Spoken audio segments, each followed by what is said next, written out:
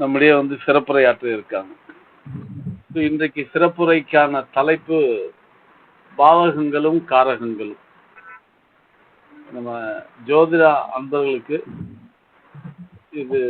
இந்த இரண்டு வார்த்தைகளும் ரொம்ப பழக்கப்பட்ட வார்த்தைகள், ஆனா ரொம்ப குழப்பமான வார்த்தைகள். ஏன்னா இன்று வரை இதில் ஜோதிடத்துறையில் நீண்ட காலம் இருக்கக்கூடிய நிபுணத்துவம் உள்ள ஜோதிட அன்பர்கள் பெரும்பாலானவர்களை தவிர்த்து பல பேருக்கு இந்த பாவகம் காரகம் என்னென்ன விஷயத்துக்கு என்னென்ன காரகம், எந்த பாவகத்திலிருந்து பார்க்கறது அப்படிங்கிறது ஒரு மிகப்பெரிய குழப்பமான ஒரு சூழ்நிலை தான்.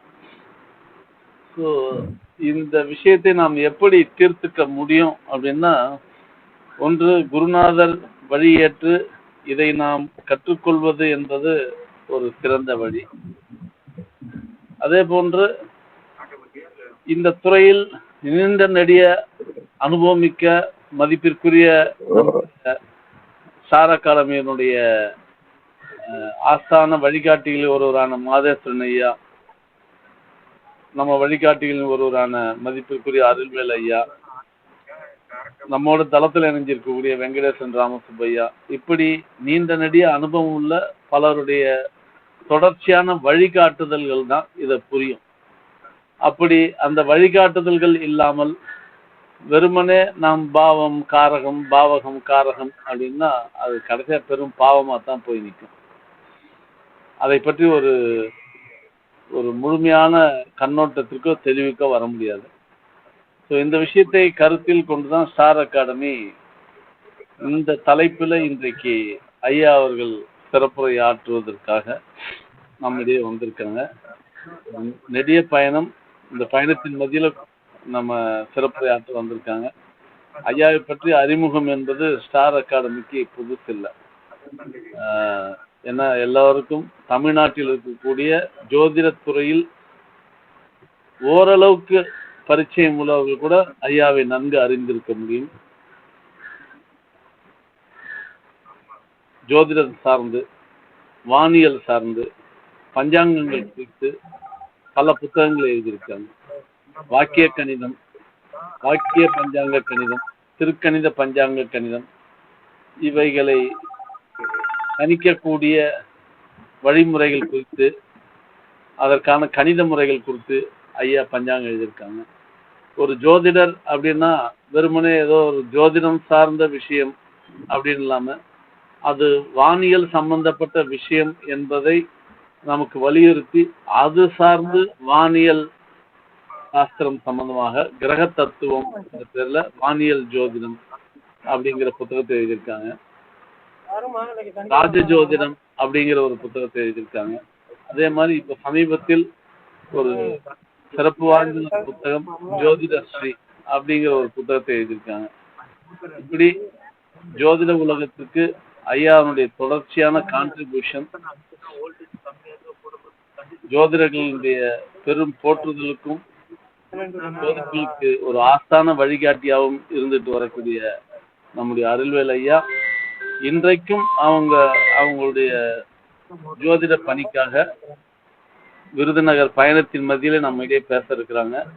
ஸோ இந்த சூழல்கள் காலத்தை இதையெல்லாம் அன்பர்கள் கணக்கில் கொண்டு ஐயா அவர்கள் நமக்கு கொடுக்கக்கூடிய இந்த ஜோதிட விஷயங்களை ஊன்று கணக்கில் எடுத்து நம்முடைய ஜோதிட ஞானத்தை மேம்படுத்தி கொள்ள வேண்டும் என்கின்ற ஒரு அன்பான வேண்டுகோளோடு இன்றைய நிகழ்ச்சிக்கு உள்ள துவக்கத்துக்கு போகலாம். ஐயா, அருள்வேல் ஐயா. வணக்கம் சார். வணக்கம் சார்.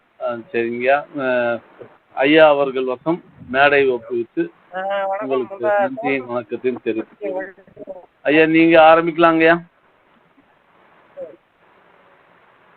ஐயா, ஞாயிறு போற்றுதும் ஞாயிறு போற்றுதும் மாமலை போற்றுதும் மாமலை போற்றுதும் ஜோதிட அன்பர்கள் அனைவருக்கும் வணக்கம். நண்பர்களே, அற்புதமான தலைப்பின் கீழ் சில விஷயங்களை நாம் சிந்தனை செய்து பார்ப்போம். வீடியோ ஓபன் பண்ண பாவ காரகங்களும். ஐயா ஐயா வீடியோ ஓபன் பண்ண வரலீங்களா? வீடியோ வேணாங்க. சரிங்கய்யா. இல்ல கொஞ்ச நேரம் ஓபன் வீடியோ வேணுமா? ஆமாங்கய்யா, கொஞ்சம் இருக்கிற வரைக்கும் இருக்கட்டும். சரிங்க, இருந்துச்சுன்னா வீடியோ இது பண்ணிக்கலாங்க. பேசலாம். சரிங்க சரிங்க. ரைட்டுங்க.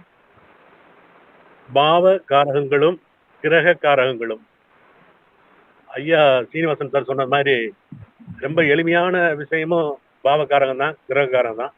ரொம்ப கஷ்டமான காரகங்களும் இந்த பாவகாரகங்கள் கிரககாரகங்கள் தான்.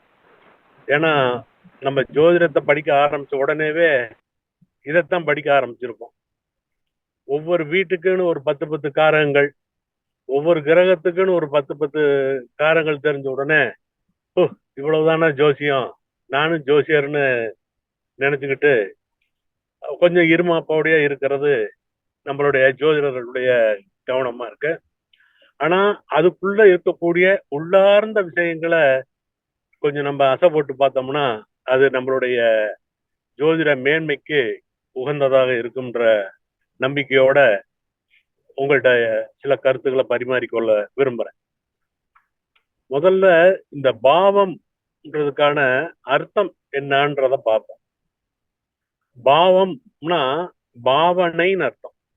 பாவனை அதாவது நடிப்புன்னு வச்சுக்கலாம். பாவனை பண்றான்னு சொல்றோம் இல்லையா, நடிக்கிறான்னு சொல்றதுக்கு பதிலா இதுல யாரு பாவனை பண்றான்னு பாத்தீங்கன்னா ஒவ்வொரு ராசியும் தான் பாவனை பண்ணுது. உதாரணத்துக்கு இப்ப மேச லக்னம்னு எடுத்துக்கிறோம், மேச ராசின்னு எடுத்துக்கிறோமே. மேச ராசி லக்னமா இருக்குன்னா இந்த மேச ராசி 1ஆம் வீட்டா பாவனை பண்ணுது. அப்ப மேச லக்னத்துக்கு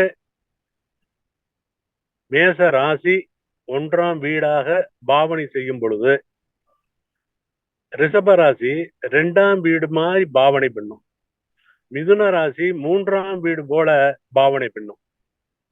இதே இது கடக லக்னமா இருக்குன்னு வச்சுக்கோங்க, கடக ராசி 1ஆம் வீடு போல பாவனை பண்ணும். சிம்ம ராசி 2ஆம் வீடு போல பாவனை பண்ணும். இது மாதிரி நம்ம 12 ராசிகளுக்கும் லக்னமாக அமையும் போது ஒவ்வொரு ராசியும் எந்த மாதிரி பாவனை பண்ணும்ன்றத நம்ம தெரிஞ்சுக்கலாம். அடுத்தபடியா இந்த பாவம்ன்றதுக்கு இன்னொரு அர்த்தமும் இருக்கு. அதாவது உயிர்னு அர்த்தம். பாவம்னா உயிர்னு அர்த்தம், உயிரே. இப்பயும் பாத்தீங்கன்னா சில சமுதாயத்துல பெண்கள் தங்களுடைய வீட்டுக்காரரை பாவான்னு கூப்பிடுவாங்க. எங்க பாவா அண்ணா. அந்த பாவானா உயிரேன்னு அர்த்தம். என்னுடைய வீட்டுக்காரர், அந்த என்னுடைய உயிருக்கு உகந்தவர்ன்ற மாதிரி அதுக்கு அர்த்தம். அதனால இந்த ஜோதிடருக்கும் இந்த பாவம்ன்ற வார்த்தை நம்ம தெளிவா தெரிஞ்சு தரணும். அடுத்த விஷயத்துக்கு வருவோம். முதல்ல 1ஆம் வீடு. 1ஆம் வீட லக்னம் சொல்றோம்.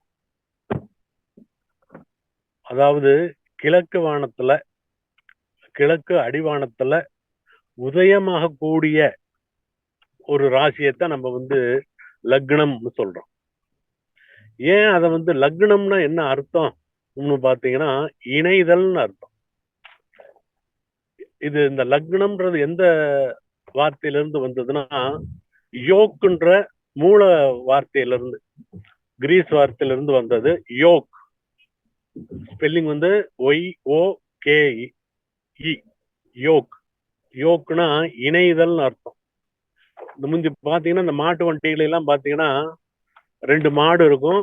அந்த 2 மாட்டை இணைக்கிறதுக்கு ஒரு கம்பு ஒண்ணு இருக்கும். அதைத்தான் யோக்குன்னு சொல்லுவாங்க, இணைத்தல். அந்த அர்த்தம் தான் உங்களுக்கு இந்த அந்த யோக்குன்றதுதான் இங்க லக்னம். லக்னம்னா இணைவுன்னு அர்த்தம். எது இணையுது? வானத்துல கிழக்கு அடிவானமும் இந்த ராசி மண்டலமும் இணையக்கூடிய ஒரு இடம் தான் 1ஆம் வீடு என்று சொல்லக்கூடிய லக்னம். இப்ப உதாரணத்துக்கு பாத்தீங்கன்னா அதே மாதிரி லக்னம்னா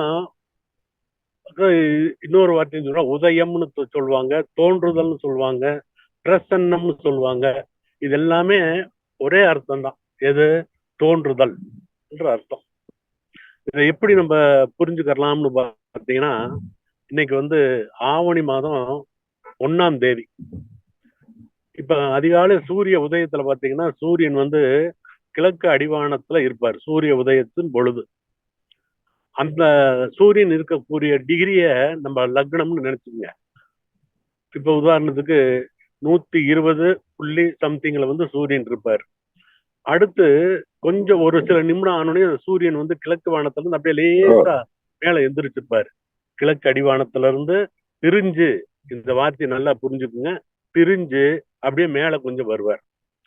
இதைத்தான் நம்ம வந்து உதயம் சொல்றோம். அப்ப எப்படி ஒரு குழந்தை பிறக்குதோ அத வந்து தான் இந்த உதயத்துக்கு உவமையா நம்ம எடுத்துக்கிட்டு இந்த லக்னத்துல இருந்து ஒரு ஜாதகனுடைய பொது வாழ்க்கையை நம்ம தெரிஞ்சுக்கலாம் என்ற ஒரு கான்செப்டை நம்ம உருவாக்கி இருக்கிறாங்க. இந்த சூரியன் வந்து காலையில சூரிய உதயத்துக்கு உதயமாகுது. அந்த உதயமாறப்ப அந்த சூரியன் இருக்கக்கூடிய டிகிரியும் உதயமாகவே நேரமாக கிழக்கு அடிவானத்துல இருந்த சூரியன் வந்து கொஞ்சம் கொஞ்சமா மேல் நோக்கி வர்றாரு. மதியம் 12 மணி போல தலைக்கு உச்சி திரும்ப மேற்கு வானத்துக்கு போறாரு. மேற்கு வானத்துல இருந்து மெதுவா அடிவானத்தை நோக்கி போவார். அடிவானத்துல போன உடனே என்ன ஆகுவாருன்னு பாத்தீங்கன்னா, மேற்கு அடிவானத்துல மறைஞ்சிருவார். மறைதல்னு சொல்லலாம்,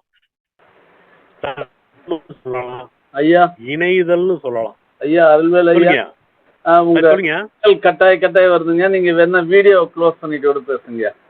நல்லது. அப்புறம் கொஞ்சம் நல்லா வந்த அப்புறம் வேணா போட்டுக்கலாம். பேசலாம். நல்லது. இப்ப கிளியரா இருக்குங்களா? கேக்குதுங்க, கேக்குதுங்க. இப்ப பேச்சு நல்லா இருக்குங்களா ஐயா?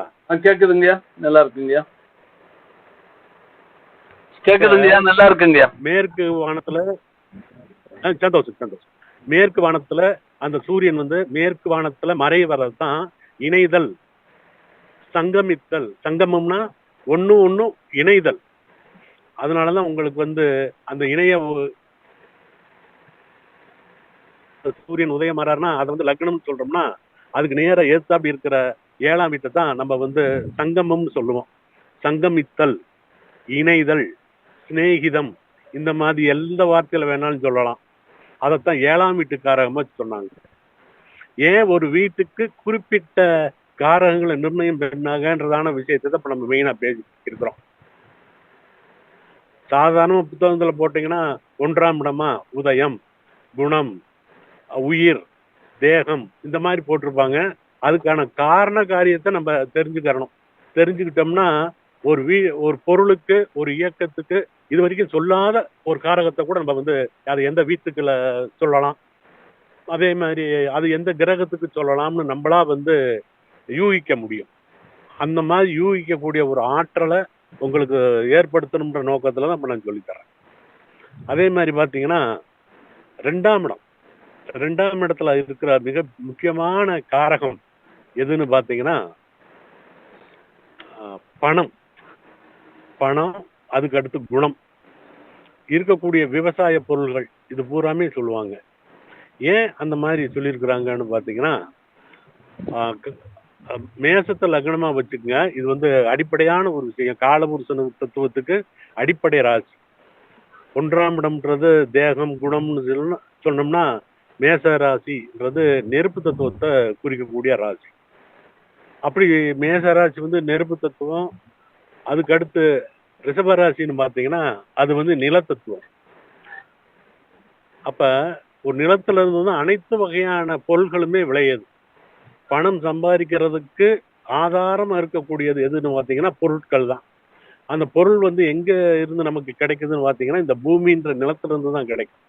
அதனாலதான் அந்த பொருளை நம்ம வந்து விற்கும் பொழுது அல்ல பண்டமாற்றம் செய்யும் பொழுது நமக்கு வந்து அது பணமா கிடைக்கும். அதனாலதான் 2ஆம் வீட்டுல இருந்து உங்களுக்கு வந்து பணம்னு சொன்னாங்க. ஒரு குடும்பத்துக்கும் ஆதாரமா இருக்கக்கூடியது பணம். பணத்தை விட ரொம்ப ரொம்ப முக்கியமானது அன்புன்ற விஷயம் இருந்தா கூட, அன்பு இருந்தா தான் குடும்பத்துல ஒரு பிரியம் இருக்கும்ன்றது உண்மையா இருந்தா கூட பணம்ன்றது ஒரு தவிர்க்க முடியாத ஒரு விஷயம்.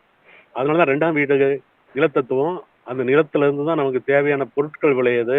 அந்த பொருட்கள் மூலியமா தான் நமக்கு பணம் பணம் கிடைக்குது. அதனாலதான் 2ஆம் வீடுன்றத பணத்துக்கும் குடும்பத்துக்கும் ஆதாரமா சொன்னாங்க. குலத்தொழில் கூட உங்களுக்கு வந்து 2ஆம் இடத்தான் சொல்லுவாங்க. ஏன்னா குலத்தொழில நம்ம என்ன செய்யறோம், ஏதோ ஒரு தொழிலை செய்யறோம், அது மூலியமா நம்ம வந்து பணத்தை சம்பாதிக்கிறோம். அப்ப அந்த குலத்தொழில்ன்றது ரொம்ப ரொம்ப முக்கியமா 2ஆம் வீட்டுல சொல்லியிருக்கிறாங்க. அதுக்கு அடுத்தபடியா 3ஆம் வீடு. 3ஆம் வீடுன்னு சொல்லிட்டாலும் சரி, பாவம். வீடுன்றது நமக்கு வந்து தமிழ் வார்த்தை, பாவம்ன்றது சமஸ்கிருத வார்த்தை. அப்ப 3ஆம் வீட்டு காரகம் என்னன்னு பாத்தீங்கன்னா பயணம், சிறு பயணம். பயணத்துல எப்படிப்பட்ட பயணம்ங்க? சிறு பயணம், கொஞ்ச தூரம், ஒரு 10 கிலோமீட்டர், ஒரு 20 கிலோமீட்டர் வரைக்கும் போயிட்டு வரோம் இல்லையா? இன்னும் சொல்றதுன்னா காலால நடந்து போறது.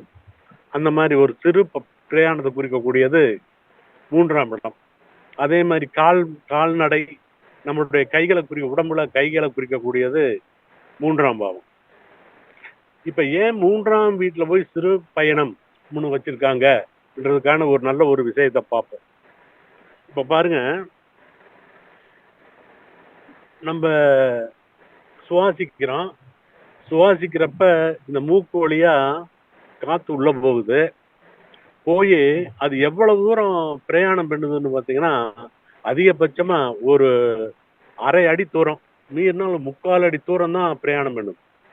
அந்த மாதிரி மூக்குக்குள்ள போன அந்த காற்று நுரையீரல் அடையுது. அதுக்கு ஆகக்கூடிய தூரம் எவ்வளவுன்னு பாத்தீங்கன்னா ஒரு 3/4 அடி தான். உள்ள போய் அந்த காத்து உள்ள போனோடனே அந்த காத்துல இருக்கிற ஆக்சிஜனை வந்து நம்ம நுரையீரல் எடுத்துக்கிறது, தேவையில்லாத அந்த கார்பன் டை ஆக்சைடு வந்து வெளியே விடுது. ஆனா அந்த சிறு தூரமா பயணம் செய்யக்கூடிய அந்த காற்று தான் நம்மளுடைய வாழ்க்கைக்கு ஆதாரமா இருக்கக்கூடியது. அது மாதிரி நமக்கு நட்பு பாத்தீங்கன்னா எப்ப நம்ம வாழ்க்கைக்கு ஆதாரமா இருக்கக்கூடியது. அது நம்மளை விட வயசு கம்மியான, குறைவான வயது உள்ளவங்களை குறிக்கிறதா இருக்கும். அதுக்கான காரணத்தை அதுக்கு நம்ம அடுத்து பார்ப்போம். அப்ப சிறு பிரயாணம்ன்றது 3ஆம் வீட்டுக்காரமா கொடுத்ததுக்கான காரணத்தை இப்ப நீங்க தெரிஞ்சிருப்பீங்கன்னு நான் நினைக்கிறேன். அதே மாதிரி 4ஆம் வீடு. 4ஆம் வீடுன்றது அதே மாதிரி அந்த 3ஆம் வீட்டுல இன்னொன்னு பரிமாற்றம்னு ஒரு விஷயம் இருக்கு. பரிமாற்றம்னு என்னன்னு பார்த்தீங்கன்னா, ஒரு இடத்துல இருக்கிற ஒரு பொருளை இன்னொரு இடத்துக்கு கொண்டு போய் கொடுக்குறோம். ஒரு வாகனம்ன்றது அது மூலியமா கொண்டு போறோம். அதை மட்டும் குறிக்காது. நான் இப்ப என் மனசுல ஒரு கருத்து இருக்கு. இந்த கருத்தை இப்ப நம்ம வந்து இந்த ஜூம் மீட்டிங் மூலியம் உங்கள்கிட்ட பேசுறேன். அதை நீங்க எல்லாம் கேட்டுட்டு இருக்கீங்க. அப்ப இது ஒரு வகையான கருத்து பரிமாற்றம். கருத்து பரிமாற்றம். இது மாதிரி பணப்பரிமாற்றம் இருக்கு. அது மாதிரி எந்தெந்த வகையான பரிமாற்றங்கள் இருக்கோ அது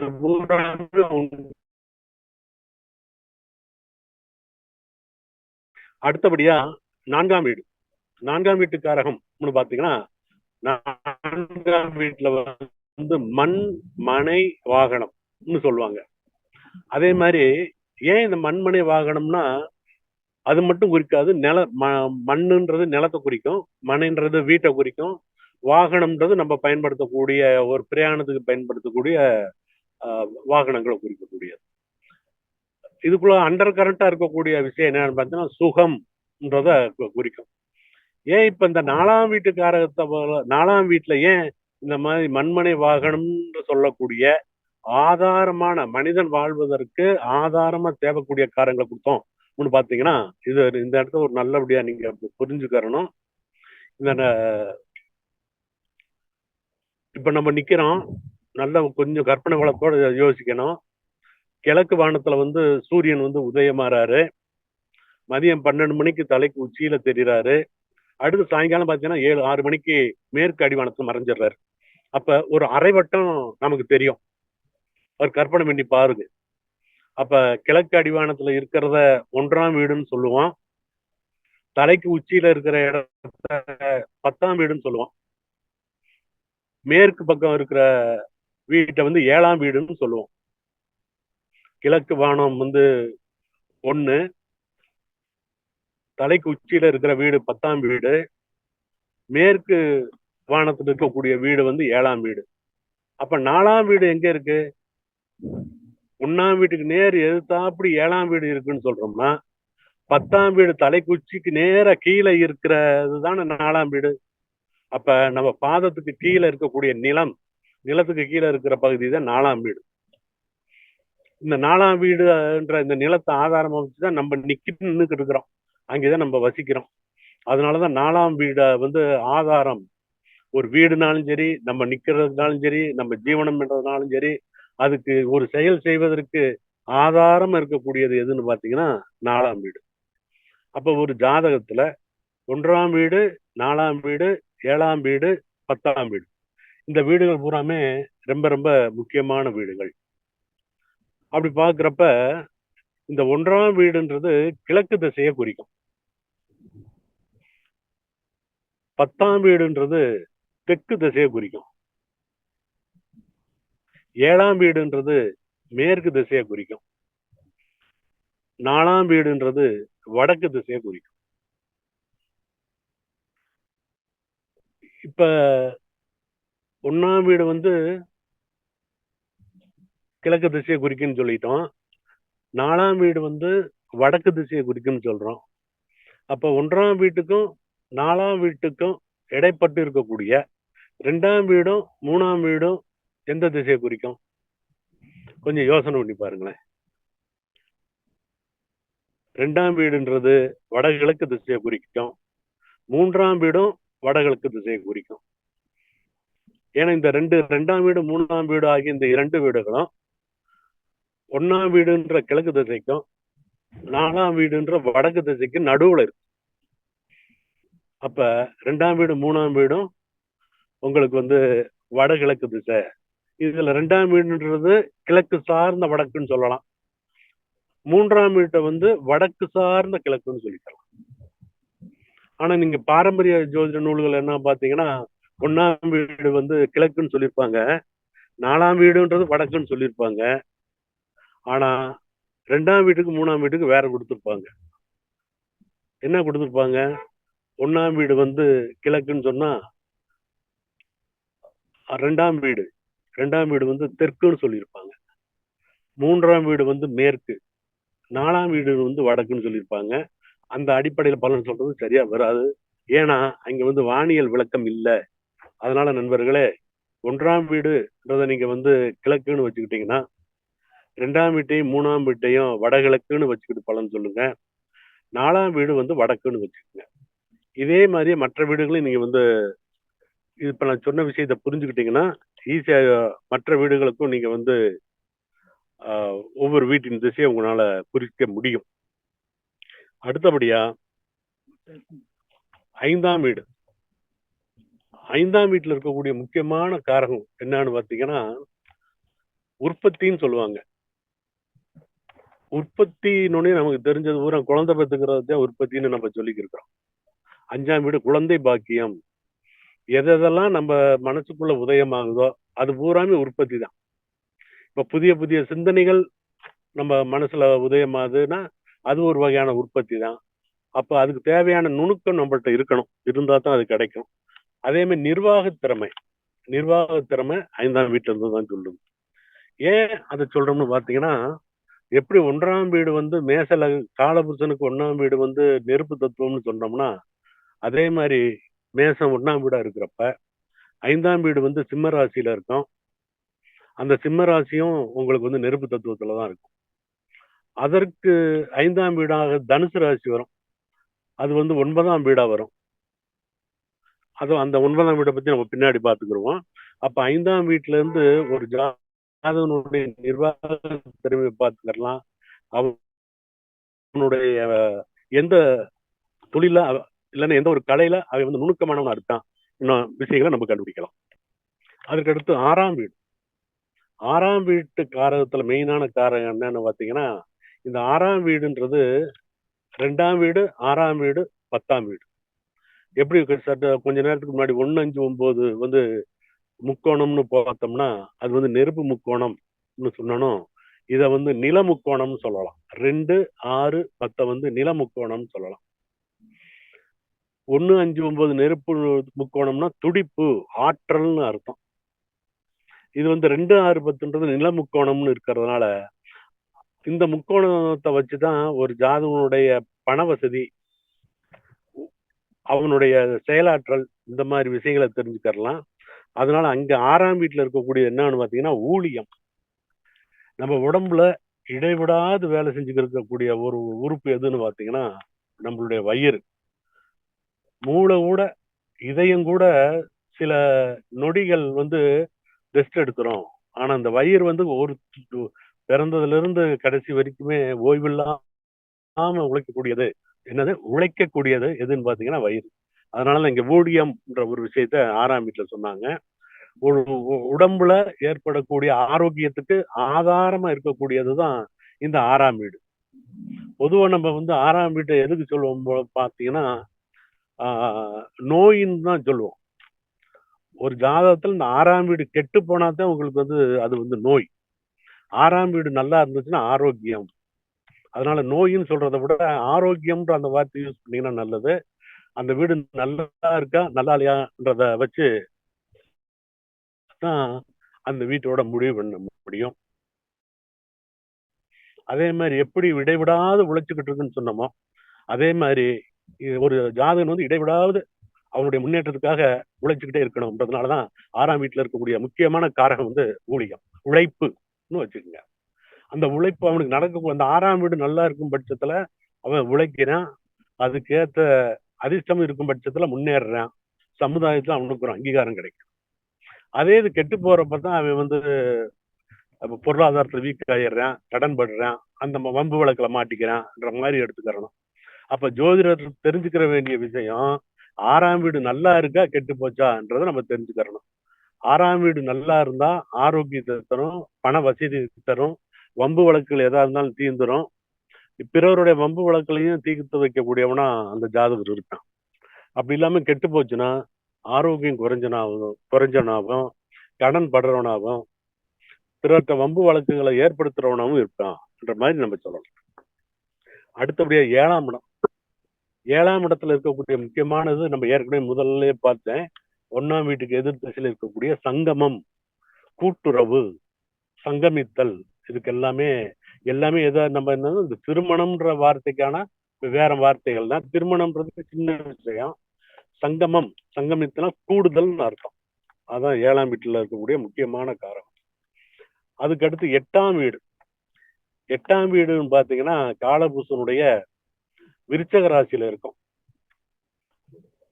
ஒரு ஜாதகம் நம்ம இந்த ரொம்ப பயப்படுறதே பாத்தீங்கன்னா 6ஆம் வீட்டை பத்தியும் 8ஆம் வீட்டை பத்தியும் 12ஆம் வீட்டை பத்தி தான் பயங்கரமா பயப்படுவோம். 8ஆம் வீடு 6, 8, 12 ஒரு ஜாதகத்துல நன்றாக இருக்கும் பட்சத்துல அவன் தான் மிகப்பெரிய அதிர்ஷ்டக்காரனா இருக்கான், நல்லா சம்பாதிப்பான், பேரும் புகழும் அடைவான். இந்த 8ஆம் வீடுன்றதுக்கு சுருக்கமான வார்த்தை என்னன்னு பாத்தீங்கன்னா எதிர்பாராததுன்னு அர்த்தம். நல்லா இருந்தா எதிர்பாராத நல்லது அந்த ஜாதகருக்கு நடக்கும். அது மூலியமா அவனுக்கு பணம் புகழ் எல்லாமே கிடைக்கும். கெட்டு போச்சுன்னா தான் எதிர்பாராத ஆயுள், ஆரோக்கியம், அசம்பாவிதம், விபத்து இப்படி நடந்து கெட்டு போயிடுவான். ஏன் இதை இங்க வச்சிருக்கோம்னா இந்த 8ஆம் வீடுன்றது 4, 8, 12ஆம் வீட்டோட ஒரு முக்கோணம், நீர் தத்துவத்துல வரும். அதனாலதான் 4ஆம் இடம் சுகஸ்தானம் மட்டும் நினைச்சிடக்கூடாது. 4ஆம் இடம் கெட்டு போச்சுன்னா சுகத்தை கெடுக்கும். 8ஆம் வீடு நல்லா இருந்தால் அவனுக்கு அருமையான சுகத்தை கொடுக்கும். 8ஆம் வீடு தசாபதி நடந்துக்கு இருக்கு, அநியாயத்துக்கு சிரமப்பட போற, வீடு வாசலாம் விற்க போறேன்னு மடான்னு சொல்லிடக்கூடாது. 8ஆம் வீடு நல்லா இருக்கும் பட்சத்துல அப்பதான் அவன் கோடி கோடியா சம்பாதிப்பான். அப்ப ஜோதிடர் தெரிஞ்சிருக்க வேண்டிய விஷயம், இப்ப ஒரு வீடு நல்லா இருக்கா நல்லா இல்லையான்னு கண்டுபிடிக்க தெரியும். அதுக்கு அந்த பாவக காரகங்கள் தெரிஞ்சிருக்கணும். ஒரு வீடு நல்லா இருக்கா நல்லா இல்லையான்னு கண்டுபிடிக்கிற முறை நமக்கு தெரிஞ்சிருக்கணும். அதற்கு அடுத்தபடியா 9ஆம் வீடு. 9ஆம் வீடுன்றது நெருப்பு தத்துவத்துல இருக்கக்கூடிய கடைசி வீடு. அங்க என்ன சொல்றோம்னா தர்மம். 9ஆம் வீட்டுல நம்ம சொல்றது தர்மம். ஒரு ஜாதகனுடைய தர்ம வாழ்க்கையை சொல்லக்கூடியது, ஆன்மீக வாழ்க்கையை சொல்லக்கூடியது, உயர் சிந்தனையை குறித்து சொல்லக்கூடியது, மேல் படிப்புகளை சொல்லக்கூடியது. இந்த மாதிரி பிறரோட வெளிநாட்டு நண்பர்களோட எல்லாம் பழக்க வழக்க வச்சுக்கிறது, இது மாதிரியான விஷயங்கள் பூரா சொல்லுவாங்க. ஏன் இந்த இப்ப நான் சொன்ன காரங்கள் பூரா 9ஆம் வீட்டுல வச்சிருக்கிறாங்கன்னா காலபுருஷனுடைய 9வது ராசி தனுசு ராசி. அந்த தனுசு ராசியோட குறியீடு என்னன்னு பாத்தீங்கன்னா, ஒரு வில் அம்பு வீரன் வந்து கையில ஒரு வில்லு வச்சிருப்பேன். அந்த வில்லு வந்து மேல் நோக்கி எய்கிற மாதிரி இருக்கும். அப்ப இங்க இருந்துகிட்டு ஒரு மிருகத்தை அடிக்கிறதுக்காக இவன் நின்ன இடத்துல இருந்து அந்த அம்பை விடுறான். அப்ப இவனுடைய இவனுக்கு சாட்சியா அந்த அம்பு வந்து எதிர்த்தாப்படி இருக்கக்கூடிய அந்த மிருகத்தை போய் தாக்குது அல்லது ஒரு எதிரியை போய் தாக்குது. இந்த வீரன் வந்து அந்த இடத்துக்கு போகணுன்ற அவசியம் இல்லை. இவனுடைய ரெப்ரசன்டேட்டிவா அந்த வில்ல வந்து அங்க போய் அந்த மிருகத்தை போய் எதிரியை போய் தாக்குது. அது மாதிரி நம்மளுடைய சிந்தனை, உயர் சிந்தனை வந்து மேற்கொண்டு சிந்திக்க சிந்திக்க மேன்மை அடையும், வெளியாளர்களோட பழக்க வழக்கத்தை தரும்னு சொல்லலாம். அதனால நண்பர்களே, ஒவ்வொரு ராசியோட குறியீட்லயும் அவ்வளவு விஷயங்கள் இருக்கு. இந்த தனுசு ராசிக்கு சொன்ன மாதிரியே இப்ப திரும்ப நான் கொஞ்சம் மாறி போய் அந்த மிதுன ராசிக்கு போய் ஒரு விஷயத்த சொல்றேன் பாருங்க. மிதுன ராசி குறியீடு என்னன்னு பாத்தீங்கன்னா 2 பேர் இருப்பாங்க. ஆண் பெண்ணு அல்லது 2 பெண்ணு அல்லது 2 ஆணு, அதிகபட்சம் ஒரு ஆண் ஒரு பெண்ணு இருக்கிற மாதிரி அர்த்தம்.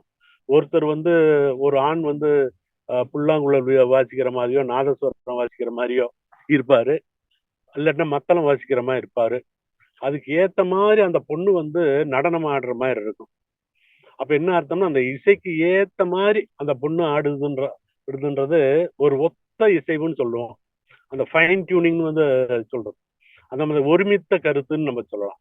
அந்த மாதிரி ஒருமித்த கருத்தை சொல்லக்கூடியதுதான் அந்த ஜெமினி மிதுனம் ராசின்றத நம்ம மறந்துக்கிறணும். அதனால அந்தந்த ராசிக்குரிய குறியீடு இருக்கு பாத்தீங்களா, அந்த குறியீடுக்குள்ளேயே அந்த பாவ காரகங்கள் இருக்குதுன்றத நம்ம கொஞ்சம் அசை போட்டு பார்க்கணும். ஒரு பாவகாரகத்தை படிக்கிறோம்னா அது ஏன் எதுக்கு எப்படின்றத நம்ம யோசிச்சா கொள்ள விஷயங்கள் கிடைக்கும். இது வரைக்கும் இதே மாதிரி இன்னும் 10ஆம் வீட்டுக்கும் 11ஆம் வீட்டுக்கும் 12ஆம் வீட்டுக்கு காரகங்களை நீங்களே நீங்க யோசிச்சு கண்டுபிடிக்க முடியும்ன்றது என்னோட ஒரு சிந்தனை. அடுத்தபடியா இந்த 10ஆம் வீட்டுக்கும் வருவோம். இந்த 10ஆம் வீடு என்று பாத்தீங்கன்னா மகர ராசி. 10ஆம் வீட்டு காரகங்கள்ல முக்கியமான காரகம் என்னன்னு பாத்தீங்கன்னா கௌரவம், கர்மம், இந்த 2 முக்கியமானது. அதே மாதிரி புகழ், புகழின் உச்சி, புகழ், இந்த மாதிரி எல்லாம் சொல்லுவோம். ஏன் இந்த காரங்களை பூரா 10ஆம் வீட்டுல கொடுத்தாங்க, வேற வீட்டுல கொடுத்தா என்ன பாத்தீங்கன்னா, சமுதாயத்துல ஒருத்தர் எப்படிப்பட்ட நிலையில இருக்கான்னு சொல்லக்கூடியது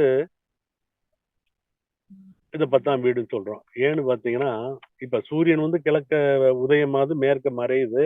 ஆனா அது எப்ப தெளிவா தெரியும் ஒண்ணு பாத்தீங்கன்னா, அந்த வானத்துல உச்சியில இருக்கிறப்பதான் எங்க இருந்து பார்த்தாலும் அந்த சூரியனை நம்ம பார்க்க முடியும். அது மாதிரி ஒரு மனிதன் வந்து எப்படிப்பட்ட வாழ்க்கை வாழ்ந்தாலும் அந்த 10ஆம் வீட்டுல இருக்கும் காலகட்டத்துல எல்லாருக்கும் இன்னாரு இன்னாருன்ற மாதிரி சொல்லிக்கிற மாதிரி இருப்பாரு என்ற ஒரு கணக்கீட்டின்படி 10ஆம் வீட்டுல கௌரவம் விஷயத்த சொன்னாங்க. கர்மம், கர்மம்னா வேற ஒண்ணும் கிடையாது. கர்மான்னு நினைச்சுக்கிட்டு தேவையில்லை. கர்மம்னா ஒரு செயல், நம்ம செய்யக்கூடிய செயலை குறிய நேர் தமிழ் சொல்லுதான் உங்களுக்கு சமஸ்கிருத வார்த்தை தான் கர்மா. அதனால 10ஆம் வீட்டுல நான் சொன்ன மாதிரி காரகங்களான கர்மம், கௌரவம் காரகங்கள் நம்ம கொடுத்ததுக்கான காரணத்தை நம்ம இப்ப தெரிஞ்சுக்கிறோம். அடுத்தபடியா 11ஆம் இடம். 11ஆம் இடம் மெயினானது என்னன்னு பாத்தீங்கன்னா அதிர்ஷ்டம். அதிர்ஷ்டம் சொல்லுவோம். கரெக்டா ஜாம்பவான் சுவாமிகளோட வந்துட்டோம். அதிர்ஷ்டத்தை பத்தி இப்ப நம்ம பேச ஆரம்பிக்கிறோம்.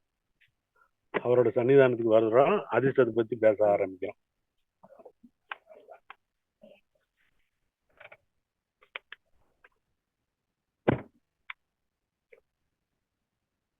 நல்லது. இந்த 11ஆம் வீடுன்றது 3ஆம் வீடு, 7ஆம் வீடு, 11ஆம் வீடு, இந்த 3 வீட்டோட முக்கோணம். எப்படி 3ஆம் வீடுன்றது நம்ம வந்து இளைய சகோதரம் சொல்லுவோம்.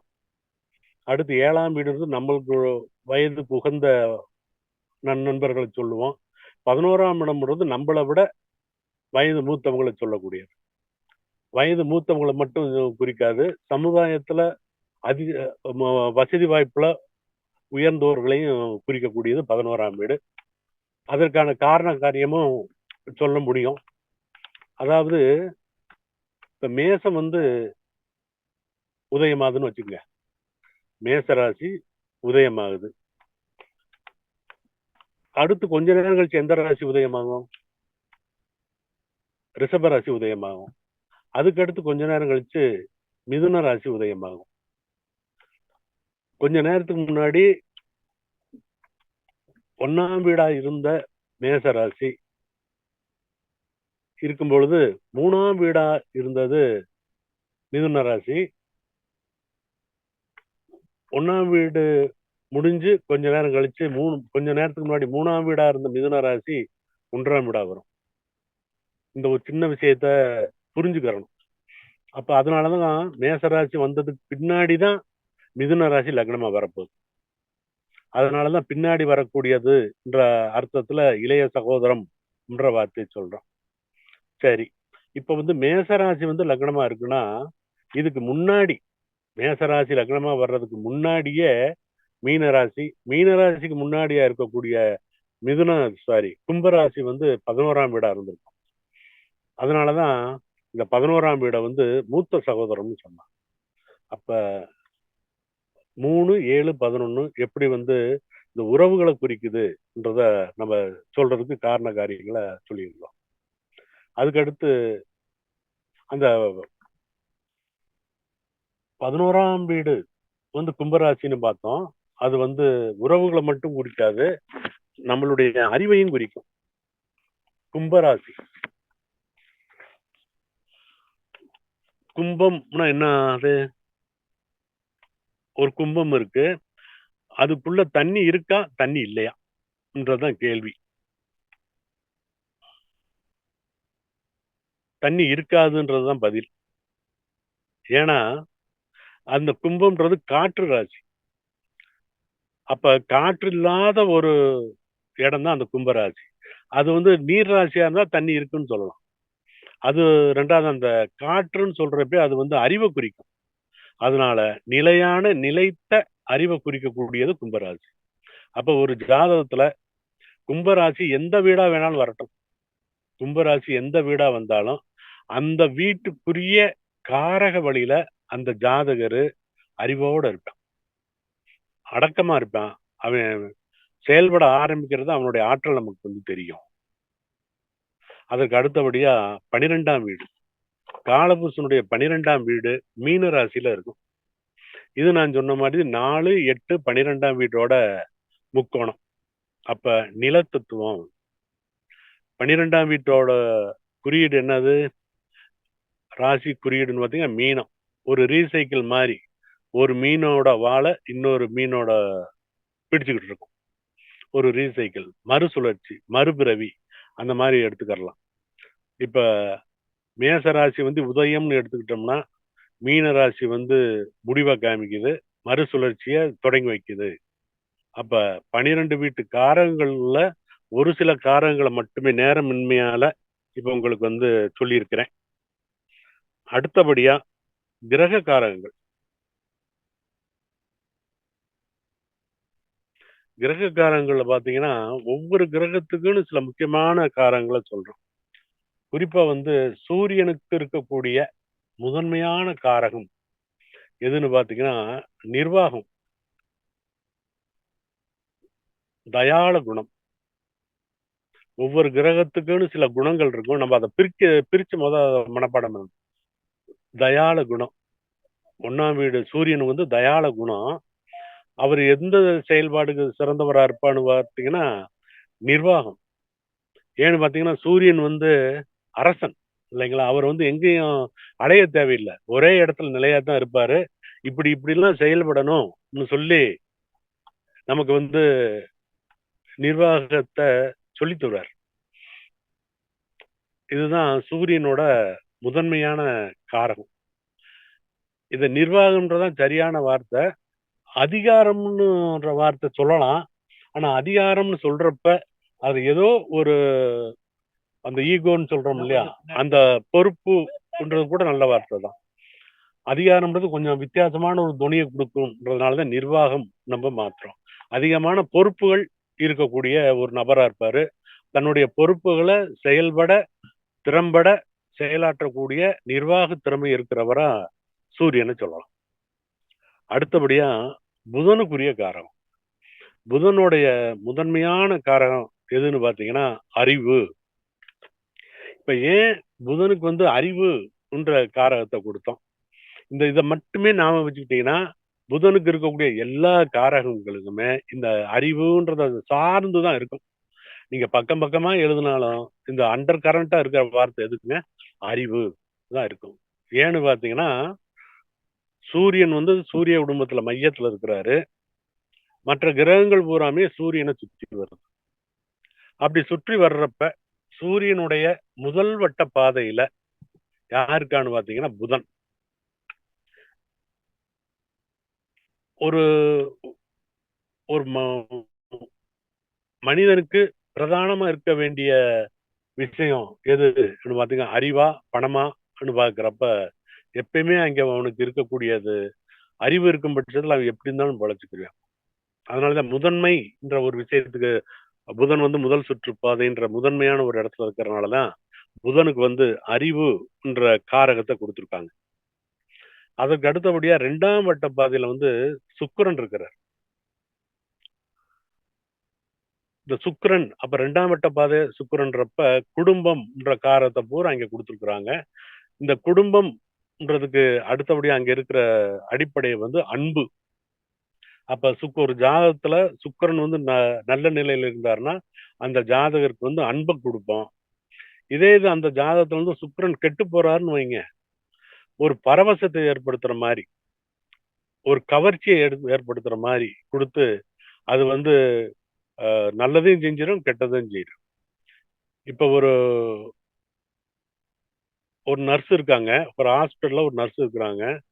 நம்ம நோயாளி அங்க போறோம். நம்மள ஒரு அன்போட ஒரு நோயாளி பிளஸ் ஒரு சிநேகிதனா ஒரு அன்போட நம்மள கவனிச்சுக்கிறாங்க. இதே இது ஒரு வேற ஒரு கவர்ச்சி ஒரு பரவசம் ஒரு இடத்துக்கு போறோம்னு வைங்க, அங்க சுக்கிரன் வேற ஒரு மாதிரி செயல்பட ஆரம்பிப்பார். அதைத்தான் நம்ம இந்த இடத்துல வித்தியாசப்படுத்தணும். அப்ப சுக்கிரனுக்கு தேவையானது அன்பு. அன்பு மூலியமா கிடைக்கக்கூடியது குடும்பம். மற்ற அதே மாதிரி சுகம், நம்ம செய்யற தொழில இருந்து எல்லாமே அதாவது ரொம்ப உடல் உழைப்பு இல்லாம செய்யக்கூடிய தொழில்கள் பூராமே சுக்கிரனுக்கு வரும். சுக்கிரன் கூட கொஞ்சம் உடல் உழைப்பு செய்ய வேண்டியது வந்துடும். புதன் இங்கிட்டு இருக்கிற பொருளை அங்கிட்டு எடுத்து கூட வைக்க மாட்டாரு. அவருக்கு யோசனை சொல்றது மட்டும் அவருக்கு ஒரு வேலையா இருக்கு. அதாவது அரசன் சொல்லக்கூடிய சூரியன் சொல்லத நம்ம புதன் எடுத்து சொல்லுவாரு. அத சுக்கிரன்ல இருந்து அதுக்கு செவ்வாய், குரு, சனி, ராகு, கேது இப்படி மாதிரி கிரகங்களும் எடுத்து செய்யற மாதிரி இருக்கும். அடுத்து 3வது வட்ட பாதையில யார் இருக்கிறான்னு பாத்தீங்கன்னா பூமி இருக்கிறாரு. பூமியை தான் நம்ம சந்திரன், ராகு, கேதுலாம் சுத்தி வர்றாங்க. அதுக்கடுத்து 4வது வட்ட பாதையில யார் இருக்கான்னு பாத்தீங்கன்னா செவ்வாய் இருக்கிறார். அதனாலதான் செவ்வாய்க்கு 4ஆம் வீட்டு காரகங்களான எல்லா காரங்களும் இருக்கும். மண், மனை, வாகன யோகத்தை பூரா யாரு தர்றா? விவசாயம்.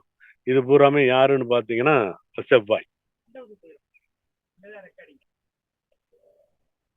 அடுத்தபடியா 5ஆம் வீட்டுக்காரன் குரு சூரிய குடும்பத்துல 5ஆம் வட்ட பாதையில சுழன்று கொண்டிருக்கிறார்.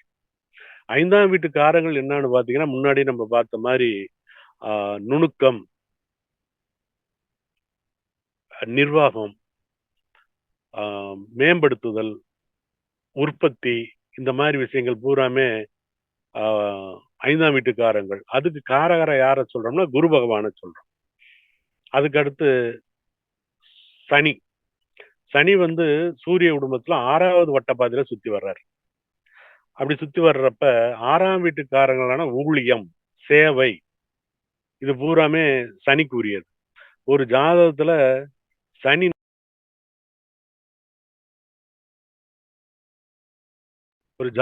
சனி நல்லது செய்யணும் இருந்தா மிகப்பெரிய ஒரு போலீஸ் ஆபீசரா இருப்பாரு, ஜட்ஜா இருப்பாரு, டாக்டரா இருப்பாரு, தான் இருக்கக்கூடிய ஃபீல்ட்ல கெட்டிக்காரா இருப்பாரு. சனின்னு நினைச்சோன்னே நீங்க வந்து பயந்துடக்கூடாது. அதே மாதிரி குரு சுக்கிரனுடைய தவிக்கிட்டு நல்லதா சொல்லிடக்கூடாது. அவர் நல்லதை செய்யணும் இருக்கிறாரா, கெட்டதை செய்யணும் இருக்கிறாரான்றத கவனிச்சு நம்ம பலன் சொல்ற பழகணும். இன்னும் நம்ம எவ்வளவோ பேசலாம். ஆனா தவிர்க்க முடியாத வேலை பலனால என்னால பேச முடியல. ஆனா இப்ப நான் பேசுனதுல உங்களுக்கு என்ன சந்தேகம்னாலும் இப்ப நீங்க தாராளமா கேட்கலாம். இப்ப நம்ம பேசுன விஷயங்கள் உங்களுக்கு பயனுள்ளதா இருக்கும். இது சார்ந்து நான் ஒரு 2 புக்கு இப்ப போட்டிருக்கிறேன். அதாவது கிரக தத்துவம், வானியலும் ஜோதிடமும் ஒரு அற்புதமான புத்தகம் போட்டிருக்கிறேன். அதுக்கு அடுத்து ஸ்ரீ ராஜ ஜோதிடம்னு ஒரு புக்கு. ஒரு வீடு நல்லா இருக்கா, நல்லா இல்லையான்னு கண்டுபிடிக்கிறது. ஒரு கிரகம் நல்லதை செய்ய போதா, கெட்டதை செய்ய போதான்னு கண்டுபிடிக்கிறது. ஒரு தசாபுத்தி நடக்கிறப்ப எந்த வீட்டு பலன் நடக்கும்ன்றதை கண்டுபிடிக்கலாம். அதே மாதிரி தசாநாதனும் புத்திநாதனும் கோச்சாரத்துல எந்த வீட்டு பலனை செய்வாரு, எந்த மாதிரி பலனை செய்வாரு, திருமண பொருத்தம் எப்படி பார்க்கிறது, அதே மாதிரி ஜாமக்கோளாறுடம் ஒரு அற்புதமான முறை. வேற எதுவுமே தெரியாதவங்க கூட இந்த ஜாமக்கோளாறுடத்தை வச்சு தூள் கிளப்பலாம். இந்த மாதிரி பல விஷயங்கள் உள்ள அந்த ஸ்ரீ ராஜ ஜோதிடம்ன்ற ஒரு புத்தகம். இன்னும் மேம்படுத்தி சொல்ற மாதிரி ஜோதிட ஸ்ரீ எல்லாம் புக்கு போட்டிருக்கேன். என்னுடைய புக்குகள் எல்லாமே நம்ம ஸ்டார் அகாடமியில விற்பனைக்காக உள்ளது. அவர்கிட்ட நேரடியாக வாங்க முடிஞ்சவங்க அவங்ககிட்ட வாங்கிக்கிறலாம். அப்படி இல்லாதவங்க எனக்கு தாராளமா எனக்கு என்னுடைய நம்பருக்கே ஃபோன் பண்ணி நீங்க வாங்கிக்கிறலாம். என்னோட நம்பரை சொல்றேன், தேவைப்பட்ட குறிச்சுக்குங்க. இப்ப சந்தேகங்கள் கேட்கலாம். இப்ப கேட்க முடியாதவங்க தனிப்பட்ட முறையில் எனக்கு ஃபோன் பண்ணி கூட நீங்க கேட்டுக்கலாம். என்னுடைய மொபைல் நம்பரு 9842841497. திரும்ப ஒரு தடவை சொல்றேன், 9842841497. மிக்க நன்றி நண்பர்களே. ஐயா அவ்வளவுதான் முடிஞ்சுங்க. சரிங்க. ஆமாங்கய்யா, நீங்க பயணத்துல இருக்கீங்க. ஆமாங்க. சரிங்க, அது கொஸ்டின் செஷன் மட்டும் கொஞ்சம் போயிருவோங்கய்யா. அது பேசலாம், அது எவ்வளவு நேரம் வேணாலும் பேசலாம்ங்க. சரிங்க. வந்துட்டு இங்க வந்துட்டோம், சுவாமியோட இடத்துக்கு வந்துட்டீங்க. சரிங்க, நல்லதுங்க. ஐயா வெங்கடேசன் ராமசுப்பு ஐயா. ஐயா வணக்கங்க ஐயா. ஐயா உள்ளேன் ஐயா. வணக்கம் ஐயா. வணக்கங்க ஐயா. வணக்கம் வெங்கடேசன். வணக்கம் வணக்கம் வணக்கம் வணக்கம் வணக்கம். சந்தோஷம் சார். நான் நிறைய உங்ககிட்ட எதிர்பார்த்து வந்து உட்கார்ந்து இருக்கிறேன். நீங்க இப்படி சீக்கிரம் முடிச்சிட்டீங்களே. முடியல, டைம் வந்து 2 மணி நேரம் பேசணும். இப்போ 1 மணி நேரம் தானே பேசியிருக்கிறேன். ஆமா, 1 மணி நேரம் கூட இல்ல, அதுவும் கம்மியா தான் இருக்குது. 45 நிமிஷம் பேசியிருப்பேன்னு நினைக்கிறேன். ஆமா, முடியல. அப்படிங்களா? Okay okay okay okay.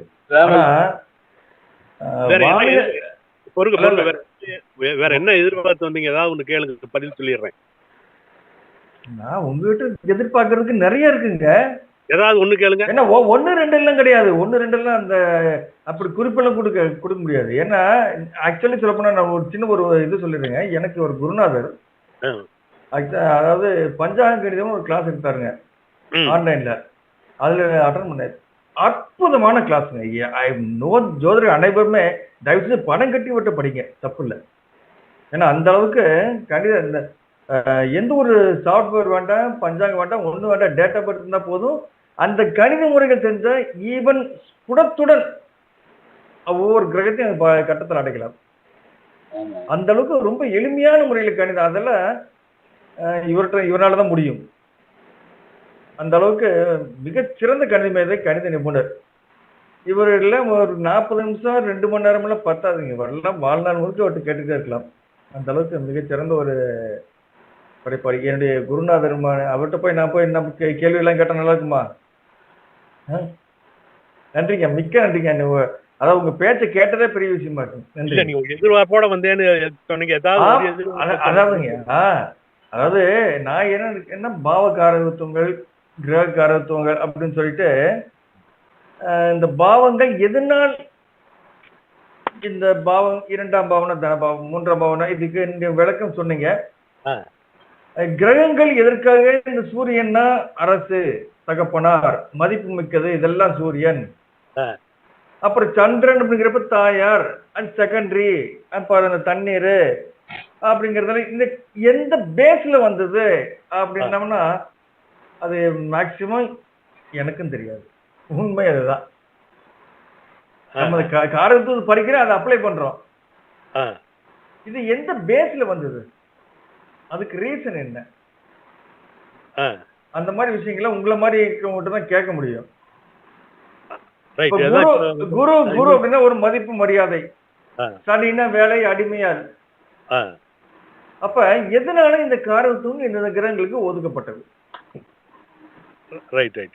அப்படின்னா அது நிறைய நீண்ட நெடிய பயணமா போகும். இல்ல உங்க எப்ப டைம் இருக்குதோ அப்ப நீங்க தாராளமா சொல்லலாம். இல்ல இப்ப நான் இந்த என்னோட பேச்ச முடிக்கிறப்ப அந்த ஏன் சூரியனுக்கு வந்து நிர்வாகம்னு சொன்னாங்க காரணம் சொன்னேன். இப்ப திரும்பவும் அதை சொல்றேன், உங்களுக்காக திரும்பவும் அதவே சொல்லிடுறேன். ஏன்னு பாத்தீங்கன்னா எப்படி அரசன் வந்து ஒரே இடத்துல நிலையா இருந்துகிட்டு ஆட்சி செய்யறாரோ, அதுக்காக ஒரு நிலையா இருக்கிறாருன்னா அவருக்கு கீழே வந்து எவ்வளவோ இருப்பாங்க. அமைச்சர்கள் இருக்கிறாங்க, தளபதி இருக்கிறாரு, இது மாதிரி பல ஒவ்வொரு துறைக்கும் ஒவ்வொரு அமைச்சர் இருப்பாங்க இல்லையா. ஆனா அரசர் வந்து எல்லா இடத்துக்கும் போறது இல்ல, அவருடைய ரெப்ரசன்டேட்டிவா ஒவ்வொரு துறைக்கும் அமைச்சர்கள் இருக்கிறாங்க. அது மாதிரி இப்ப நீங்க கேட்கிற கேள்விக்குள்ள இன்னொரு கேள்விக்கும் பதில் சொல்லிடுறேன். இப்ப ஏன் சிம்ம ராசியை வந்து சூரியனுக்கு அதிபதியா கொடுத்து சிம்ம ராசிக்கு சூரியன் அதிபதியா தரணும்? அப்போ அவங்க நீங்க கேட்கிற கேள்வியோட இதுதான். ஏன்னா சிம்ம ராசின்றது திற நெருப்பு ராசி, இல்லையா? அப்ப சூரியன் வந்து ஒரே இடத்துல நிலையா தான் இருக்கிறாரு. சூரியன் வந்து நிலையா ஒரே இடத்துல இருக்கிறார். அதனாலதான் சிம்ம ராசிய சூரியனுக்கு ஆட்சி விட சொன்னாங்க. இப்ப அதுக்கு அடுத்து சந்திரன் வந்து பாத்தீங்கன்னா சந்திரன் வந்து கடகராசிக்கு அதிபதி. கடகராசின்றது சர நீர் ராசி. சரம்னா வேகமா போகக்கூடியது, நீர்ன்றது நமக்கு தெரிஞ்சதுதான். அது மாதிரி இருக்கிற கிரகங்களே ரொம்ப வேகமாக பயணிக்கக்கூடியது சந்திரன். அது மட்டும் இல்ல, அதனாலதான் சந்திரன் வந்து மனோகாரகன்னு சொன்னாங்க. நிமிஷத்துக்கு நிமிஷம் உங்களுக்கு வந்து அதோட இயல்பு மாறிக்கிட்டே இருக்கும்ன்றதுனாலதான் உங்களுக்கு வந்து மனசுக்கு வந்து சந்திரனை சொன்னாங்க. உங்களுக்கு தெரிஞ்ச விஷயம் தான் தொட்டு காமிச்சிருக்கிறேன், வேற ஒண்ணும் இல்லை. இது எத்தனை, அதாவது ஜோதிடத்தை விருப்பம், ஜோதிடத்தின் மேல ரொம்ப அபிமானம் இருக்கிறவங்களுக்கு எவ்வளவு சொன்னாலும் பத்தாது. ஆமா ஆமா ஆமா. ஓகேங்களா? அதாவது பயங்கரமான வேலைப்பொழு. நைட்டு படுக்கிறப்பெல்லாம் 11 மணி ஆகி போச்சு. திரும்ப காலையில 5 மணிக்கு எந்திரிச்சு இப்ப கிளம்பி வந்துருக்கு உள்ளுக்குள்ள. ஆனா உடம்பு ஒத்துழைக்க மாட்டேது. எவ்வளவோ பேசணும். ரொம்ப சந்தோஷம் வெங்கடேசன். இப்ப நான் சொன்னது உங்களுக்கு மட்டும் இல்ல, பிறருக்கும் பயனுள்ளதா இருக்கும் நினைக்கிறேன். என்னன்னா தொட்டு காமிச்சிருக்கிறேன். இத இன்னைக்கு பூரா கொஞ்சம் அசை போட்டு பார்த்தாங்கன்னா நல்லா இருக்கும். வேற சந்தேகம் இருக்குன்னு கேளுங்க. அடுத்து செல்வன் சார், நீங்க அன்மியூட் பண்ணிட்டு விஷயங்களை பேசலாம். செல்வன் சார். ஐயா வணக்கங்க ஐயா, அருள்துறை ஐயா, ரொம்ப வணக்கம். வணக்கம், சொல்லுங்க. நான் சென்னையில இருந்து பேசுறேன்.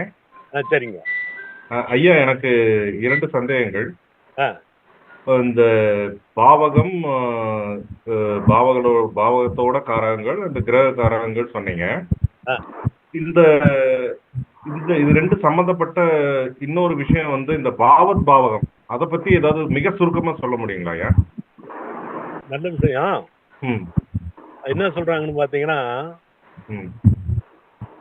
இப்ப 2ஆம் வீட்டை பத்தி தெரிஞ்சுக்கிறோம்னா, அந்த 2ஆம் வீட்டுக்கு பாவத் பாவம், 2ஆம் வீட்டுல இருந்து 2 வீடு என்றது. சரிங்க. 2ஆம் வீட்டுல இருந்து 2ஆம் வீட்டுக்கு 2ஆம் வீடு எது? 4 3. ஓகே. அடுத்தது 2ல இருந்து 2 வீடு என்றப்ப 3ஆம் வீடு வரும். அப்ப 2ஆம் வீட்டை பத்தி நீங்க ஆய்வு பண்ணணும்னா 2ஆம் வீட்டோட 3ஆம் வீட்டையும் சேர்த்து ஆய்வு பண்ணணும்னு ஒரு கான்செப்ட் இருக்கு. சரிங்க. இப்ப 4ஆம் வீட்டை பத்தி நீங்க சிந்தனை பண்ணணும். 4ஆம் வீட்டுக்கு பாவத் பாவம் எது? 5. 4ஆம் வீட்டோட 4 கூட்டுங்க. 4, 5, 6, 7. 7ஆம் வீடு. அப்ப 4ஆம் வீட்டை பத்தி பேசுறப்ப 7ஆம் வீட்டையும் பார்த்து தான் முடிவு பண்ணி தான் அவங்க 4ஆம் வீட்டுக்கு பலன் சொல்ல முடியும்ன்றதுதான் பாவத் பாவம். சரி. அப்ப என்ன செய்யணும், இதை எப்படி நீங்க ஈஸியா தெரிஞ்சுக்கலாம்னா, இப்ப 7ஆம் வீட்டுக்கு 8ஆம் வீட்டுக்கு பாக்கணும்னு வச்சுக்கோங்க பாவத் பாவம். 8ஓட திரும்ப ஒரு 8 கூட்டுங்க.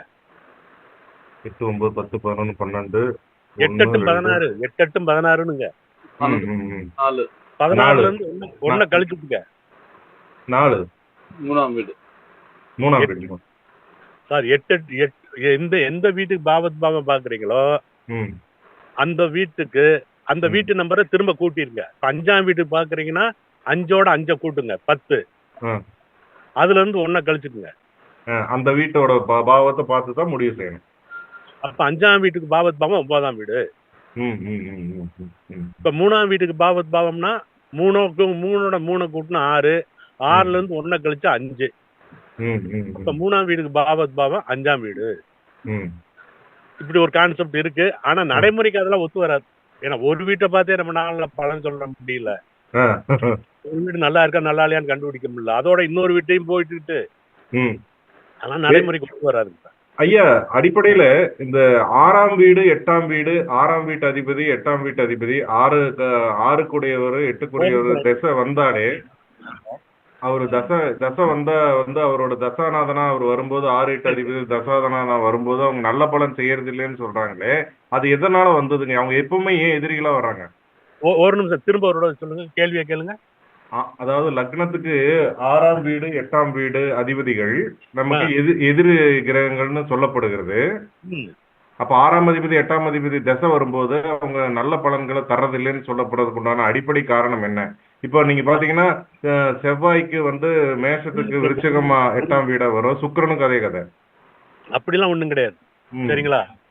6ஆம் வீட்டு தசையோ 8ஆம் வீட்டு தசையோ 12ஆம் வீட்டு தசையோ வர்றப்பலாம் ஒருத்தர் சிரமப்படுவான்ற கான்செப்ட் மிக மிக தப்பு. சரி. அதே மாதிரி சனி தசை வந்தா சிரமத்தை தரும், ராகு தசை வந்தா சிரமத்தை தரும், கேது தசை வந்தா சிரமத்தை தரும், சுக்கிர தசை வந்தா குரு தசை வந்தா அள்ளி கொடுத்துருன்ற கான்செப்ட் மிக மிக தப்பு. சரி. ஒரு ஜாதகத்துல 8ஆம் முதல் சொல்லணும் இல்லையா, 6ஆம் வீடு 8ஆம் வீடு 12ஆம் வீடு நல்லா இருந்து அதோட திசை நடந்துச்சுன்னா அந்த ஜாதகம் மிகப்பெரிய கோடீஸ்வரனாரு. சரிங்க. ஒரு சாதாரண ஆள் இருந்தா கூட அதே அளவுக்கு அந்த வருமானத்தை வச்சு பிழைக்கிற சந்தோஷமா இருக்கான். சரிங்க சரிங்க. என்னோட புக் இப்ப சொன்னேன் பாருங்க, நம்ம ஸ்டார் அகாடமில கிடைக்கும், வாங்கி படிங்க. உங்க அறிவுக்கு தீனி போடுங்க. சரிங்க, ரொம்ப நன்றி. ரொம்ப நன்றிங்க, ரொம்ப நன்றி. கேள்வி இருந்தா கேளுங்க. ஒண்ணு இல்லைங்க, இப்ப இந்த 10ஆம் வீடு அப்படிங்கறது ஜீவனஸ்தானம்னு சொல்லுது. 10ஆம் வீட்டுல சூரியன் இருந்தா ஒரு மேலாளராவோ ஒரு அதிகாரியாவோ அல்லது அரசனாவோ அல்லது பெரும் பதவியில இருப்பாங்கன்னு சொல்றாங்க, அல்லது முதலாளியா இருப்பான்னு சொல்றாங்க. 10ல அதுக்கு நேர் எதிரான சனியோ செவ்வாயோ ராகுவோ இருந்தா அது எந்த மாதிரியான பலன்களை தரும்? 10ஆம் இடத்துல ஒரு கிரகம் இருந்து தசை நடக்கும்போது. அதாவது 10ல ஒரு பாவியாவது இருக்குன்னு சொல்லுவாங்க. சரி சரி, அப்படிலாம் ஒரு கான்செப்ட். 10ல சூரியன் இருந்தா அவன் அரசனுக்கு நிகரான ஒரு நிலையில இருக்கணும்ன்ற அவசியம்லாம் கிடையாது. அவர் நல்லதை செய்யணும் இருக்கிறாரான்னு கண்டுபிடிக்க தெரியணும். சரிங்க. அதுதான் ஜோசியம். அது தெரியாம தான் நம்ம ஜோதிட மாணவர்கள் திணறிக்கிட்டு இருக்கிறோம். சரிங்க சரிங்க. 10ல சனி இருந்து நல்லதை செய்யணும் கண்டிப்பா ஒரு நிர்வாக திறமையான ஆளா இருப்பார். இப்ப பாருங்க, உங்களுக்கு சூரியன் உச்சமா இருக்கிறாருன்னா அவர் நல்லதை செய்யணும்ன்ற கட்டாயம்லாம் கிடையாது. சரிங்க. அவர் நல்லதை செய்யணும் இருக்கிறாரான்றத முதல் கண்டுபிடிக்கணும். சரிங்க சரிங்க சரிங்க. இப்ப இந்த வீடியோ பொறுத்த வரைக்கும் நம்ம பாவத்தை பத்தி பேசுறதுனால ஒரு முக்கியமான ஒரு கேள்வி கேக்குறேங்க ஐயா, இதோட முடிச்சுக்கிறேன். ஒரு கிரகத்துக்கு 2 பாவகம் இருக்குது. சூரியன் சந்திரனை தவிர எல்லா வீட்டுக்குமே எல்லா கிரகங்களுக்குமே 2 பாவங்கள் இருக்குது, 2 வீடு இருக்கு. அப்படிங்கும்போது ஒருத்தரோட அந்த திசையில எந்த வீட்டு பலனை முதல்ல செய்வாங்க, எந்த வீட்டு பலனை 2வது செய்வாங்க அப்படிங்கிறது இருக்கா? அது எப்படி கண்டுபிடிக்கிறதுங்கிறது ஏதாவது வழிமுறைகள் இருக்கா? ஒவ்வொரு கிரகத்துக்கு மூல திரிகோண வீடுன்னு ஒண்ணு இருக்கு இல்லையா? ஆமாங்க ஆமாங்க. அந்த வீட்டுக்கு முதல் பலன் கொடுத்துரும். சரிங்க. அடுத்து ஆட்சி வீட்டுக்கு கொடுக்கும். ரொம்ப நன்றிங்க, ரொம்ப நன்றி, ரொம்ப நன்றி. அது எப்படி கண்டுபிடிக்கிறதுன்னு தெரியுமா? அது தெரியாது. மூல திரிகோண வீடு அதுக்கு கோணத்துல இருக்கணுங்களா? மூல திரிகோண வீட்டுக்கு இப்ப சுபாவ சுபர் சுபாவ அசுபர்னு சொல்றோமா இல்லையா? இயற்கை சுபர் இயற்கை அசுபர். ஆமா ஆமா ஆமா. இந்த சுபாவ சுபர்களுக்கு பூரா ஒவ்வொரு கிரகத்துக்கு நீங்க சொன்ன மாதிரி 2 வீடுகள் இருக்கும். சரி.